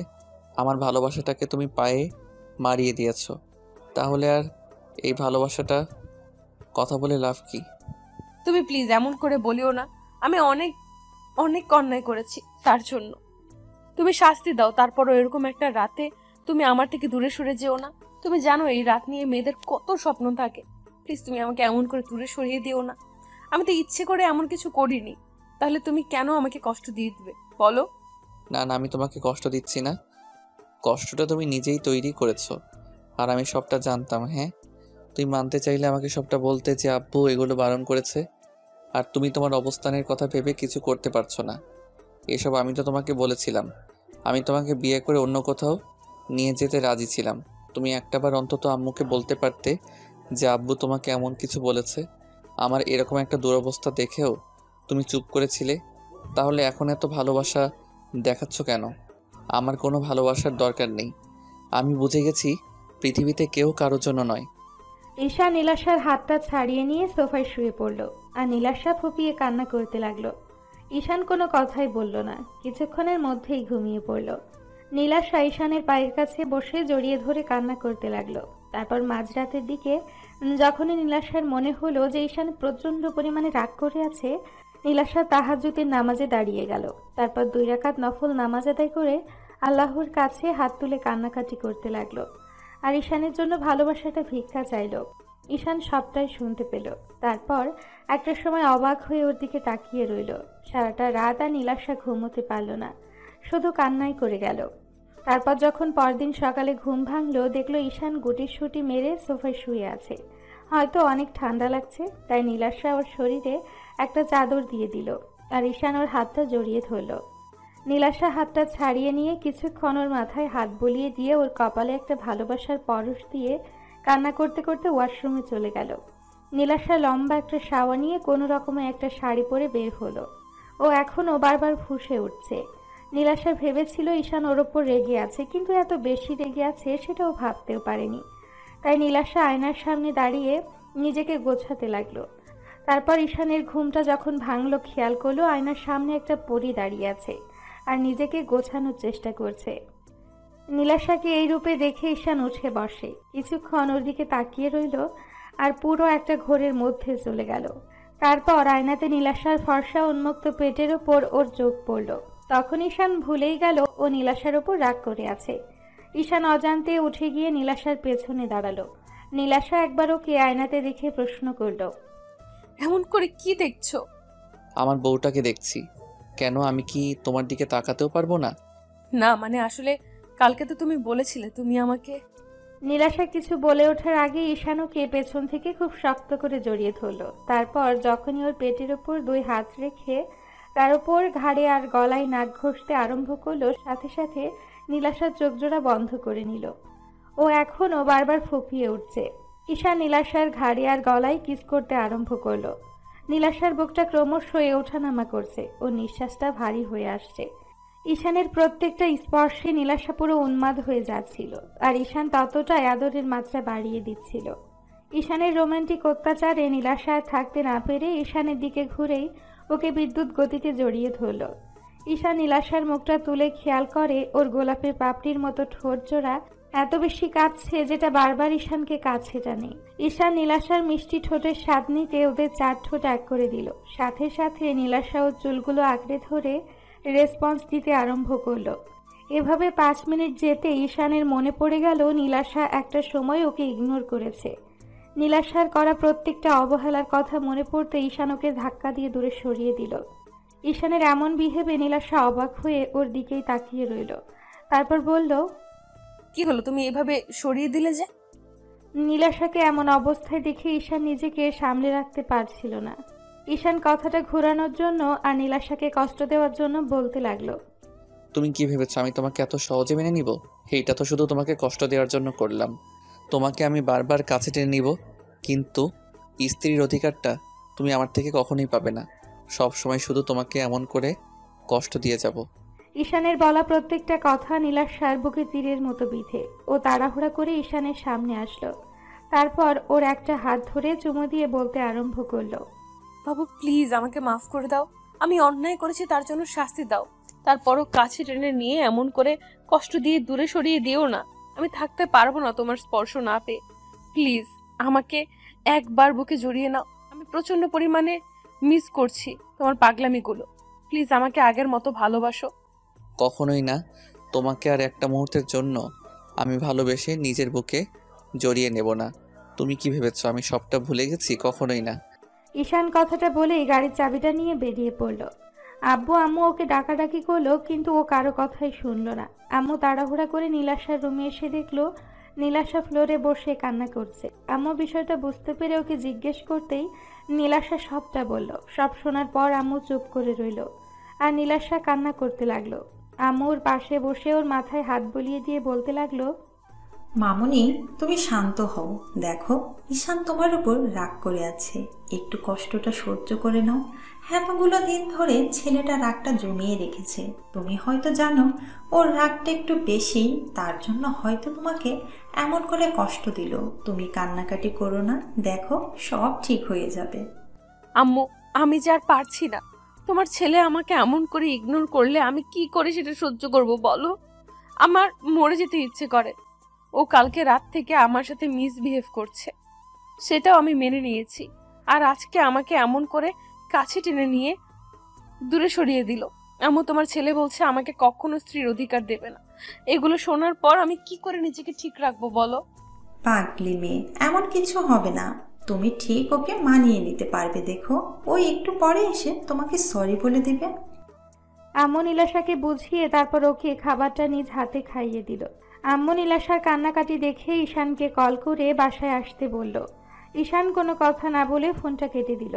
আম্মু রাজকে ফোন করে ঈশানকে বাসায় পাঠিয়ে দিতে বলল। রাজ ঈশানকে খুঁজে বের করে কিছুক্ষণ ওকে বোঝালো। তারপর সারাটা দিন ঈশান আর বাসায় ফিরল না, যার জন্য নীলাশা সারাদিনই কান্না করলো। তারপর সন্ধ্যের দিকে ঈশান বাসায় ফিরতে নীলাশা দৌড়ে গিয়ে সবার সামনে ওকে জড়িয়ে ধরে কান্না করে বলতে লাগলো, বাবু আমাকে মাফ করে দাও। রাগ করে থাকলে তার জন্য শাস্তি দাও। তারপরও এভাবে নিজেকে কষ্ট দিও না। তুমি সারা দিন বাসায় নেই, জানো আমি কতটা টেনশন হচ্ছিল আমার। তুমি তো এখন আমাকে কষ্ট দিতে পারো, সেটা কাছে থেকে দাও। তুমি বলেছো আমাকে কষ্ট দিবে, যত পারো কষ্ট দাও, আমি সব সহ্য করে নিব। তারপরও এইভাবে দূরে দূরে থেকো না। আমার কতটা টেনশন হচ্ছিল তোমার জন্য তুমি জানো না কলিজা। আমি এইসব নিতে পারছি না। প্লিজ এরকম পাগলামি করো না জান। ঈশান নীলাশাকে ছাড়িয়ে নিয়ে রুমে চলে গেল আর নীলাশা সেখানেই দাঁড়িয়ে কান্না করতে লাগলো। আম্মুকে বুঝিয়ে রুমে পাঠিয়ে দিল। ঈশান ফ্রেশ হয়ে বেরিয়ে আসতেই নীলাশা ওর পাগুলো জড়িয়ে ধরলো আর কান্না করে বলতে লাগলো, তুমি আমার সাথে এরকম করছো কেন? বুঝতে পারছো না তোমার পাগলিটার কষ্ট হচ্ছে? প্লিজ বাবু পাগলামি করো না, আমি তোমার ইগনোরটা নিতে পারছি না। দরকার পড়লে তুমি আমাকে নিজ হাতে শেষ করে দাও, তারপরে এই কষ্টটা দিও না। তুমি আমার এতটা কাছে থেকেও এত বেশি দূরে সরিয়ে যাচ্ছ কেন? আমি থাকতে পারছি না তোমাকে ছাড়া কলিজা। বলেছি না আমি তোমাকে কষ্ট দিব। এখন থেকে দেখবে কষ্ট কাকে বলে। এর থেকে বেশি কষ্ট তোমাকে দিব। তুমি না পাবে আমার ভালোবাসা, না পারবে আমার সাথে থাকতে। দাও, আরো কষ্ট দাও। তারপরও নিজেকে আমার থেকে দূরে সরিয়ে দিও না। আমাকে ইগনোর করে নিজেকে কষ্ট দিও না। আমি জানি তুমি আমাকে কষ্ট দিয়ে নিজেও ভালো নেই। যত পারো কষ্ট দাও, তারপরও এভাবে রাগ করে থেকো না। আমি তো জানি তুমি কত বেশি কষ্ট পেয়েছো, কষ্ট পাচ্ছ। আমি বুঝতে পেরেছি, তুমি হয়তো আমাকে কখনোই ভালোবাসবে না, তাই না? আচ্ছা ঠিক আছে, কালকে আমি বাসায় চলে যাব, আর এই শহর ছেড়েও চলে যাব, তোমার লাইফ থেকে চলে যাব। একবার কষ্ট পাবো, সেটাই না হয় সহ্য করে নিব। তোমার থেকে দূরে সরে থাকলে তুমি বুঝতে পারবে আমার কতটা কষ্ট হচ্ছে। যবে থেকে তোমাকে দূরে সরিয়ে দিয়েছি, সেদিন থেকে তুমি যতটা কষ্ট পেয়েছো তার সমপরিমাণ কষ্ট আমিও পেয়েছি। হয়তো নিজেকে কষ্ট দিতে পারিনি, আবার ধরেও রাখতে পারিনি। প্রত্যেকটা রাতে আমি তোমার জন্য কান্না করেছি, সেটা শুধু উপরওয়ালাই জানে। আমি তোমাকে বোঝাতে পারিনি, আর তুমি আমাকে এমন করে ইগনোর করছো। আমি তোমার এই কয়েকটা দিনের অবহেলাটা নিতে পারছি না। তাহলে সারা জীবন তোমার সাথে থেকে এত কষ্ট কি করে সহ্য করব? আমি খুব শীঘ্রই মরে যাব, দেখো। তোমার এই অবহেলাটা নিতে পারবো না, তোমার থেকে হারিয়ে যাব। খুব বেশি কষ্ট পাবে তুমি, আর আমাকে হারিয়ে ফেলার পর বুঝতে পারবে আমি তোমাকে কতটা ভালোবাসতাম। ঈশান নীলাশার কথাটা শুনেই ও চুলের মুঠি ধরে টেনে ওঠালো, তারপর উঠিয়ে ওর গালে সজোরে কয়েকটা থাপ্পড় মেরে দিল। সাথে সাথে তারপর ওর মুখের কাছে মুখটা এনে রাগী কণ্ঠে বলতে লাগলো, তোর সাহস কি করে হয় তুই এরকম কথা বলিস? তুই মরতে পারবি না, আমি তোকে মরতে দেব না। তোর সাহস কি করে হয় আমাকে ছেড়ে যাওয়ার কথা বলিস? তুমি আমাকে এমন করে কষ্ট কেন দিতেছ? তাহলে যখন ছেড়ে যেতেও দিবে না আর মনেও নিবে না, তাহলে থেকে এত কষ্ট কেন দিতেছ? নীলাশা কথাগুলো বলেই কান্না করতে লাগলো, আর ঈশান ওর চুলগুলো সেভাবেই ধরে রাখলো। নীলাশা ফুপিয়ে ফুপিয়ে উঠছে, ব্যথায় নীলাশার চোখ মুখ কুঁচকে রেখেছে। ঈশান ওর কষ্টটা সহ্য করতে পারল না, যে মেয়েটাকে কিনা এত ভালোবাসে সেই মেয়েটাকে এভাবে কষ্ট দিচ্ছে। ঈশান নীলাশার কান্নাটা থামানোর জন্য ওর ঠোঁটজোড়া ঠোঁট দিয়ে বন্ধ করে দিল। 5 মিনিট ঈশান একাই রেসপন্স দিল। নীলাশার থেকে কোনো রেসপন্স না পেয়ে ছেড়ে দিতে গেলে তখন নীলাশা ওর সাথে রেসপন্স দিতে লাগলো। এবার নীলাশা ঈশানের চুলগুলো আঁকড়ে ধরে পাগলের মতো কিস করতে আরম্ভ করলো। কিছুক্ষণ পর ঈশান ঠোঁটজোড়া ছেড়ে দিলে নীলাশা ভাবলো ঈশান ওকে দূরে সরিয়ে দিবে, তাই ফুঁপিয়ে উঠল। তারপর বুকের ওপর থেকে শাড়ির আঁচলটা ফেলে দিয়ে ঈশানকে বুকের সাথে শক্ত করে চেপে ধরল, আর চোখ জোড়া বন্ধ করে রাখলো। ঈশানের স্পর্শে নীলাশার নিঃশ্বাসটা ভারী হয়ে যাচ্ছে। নীলাশা এখনো ফুঁপিয়ে উঠছে। ঈশান আর দেরি না করে ওকে কোলে উঠিয়ে নিল। নীলাশা ঈশানের বুকে মুখ গুজে দিল আর ওকে খুব শক্ত করে জড়িয়ে ধরে বলল, কাছে রেখে যত পারো কষ্ট দাও, তারপরও এমন করে স্পর্শ দিয়ে দূরে সরিয়ে দিও না। তোমার স্পর্শগুলো পেলে আমি ঠিক থাকতে পারি না নিজেকে, তারপরও এরকম করে কষ্ট দিও না প্লিজ। না পাগলি, আর কষ্ট দিব না। তোমাকে কষ্ট দিয়ে আমি নিজেই কষ্ট পাই। আমি তো তোমাকে এইটুকু বোঝাতে চাইছিলাম তোমাকে কত বেশি ভালোবাসি, কিন্তু যখন তুমি কান্না করো না, ওই কান্নাটা আমি সহ্য করতে পারি না। প্লিজ তুমি আমাকে মাফ করে দাও পাগলি। নীলাশা আরো জোরে সোরে কান্না করে দিল। ঈশান ওকে নিয়ে বেডে চলে গেল। তারপর ওকে বেডে শুয়ে দিয়ে ওর সারা মুখে কিস দিতে লাগলো। নীলাশা বারবার ঈশানকে শক্ত করে নিজের সাথে চেপে ধরছিল। তখন ঈশান বলতে লাগলো, 1 মিনিট দাঁড়াও। নীলাশা হতবাক হয়ে গেল। তারপর ঈশান ওকে ছেড়ে দিতেই নীলাশার রাগী চোখে তাকিয়ে বলতে আরম্ভ করলো, আমার সাথে মস্কারি? আরে বাবা দেখো ওরা কেমন করে তাকিয়ে আছে। ওরা যদি এমন করে তাকিয়ে থাকে, ওদের সামনে আদর দিলে কি তোমার লজ্জা লাগবে না, নাকি তোমার ভালো লাগবে বলো জান? নীলাশা লজ্জা পেয়ে ঈশানের বুকে মুখ লুকিয়ে ফেলল। ঈশান ওকে শক্ত করে জড়িয়ে ধরতে নীলাশা বলতে লাগলো, দেখেছো, একটুও মনে ছিল না। ওদের চলে যেতে বলো না বাবু। এই যে ভাইয়েরা অনেকক্ষণ কান্নাকাটি দেখেছেন, এখন রোমান্সটা আমাদের মধ্যেই থাক। ওইগুলো পরে একদিন অন্য কোথাও থেকে দেখে নিয়েন।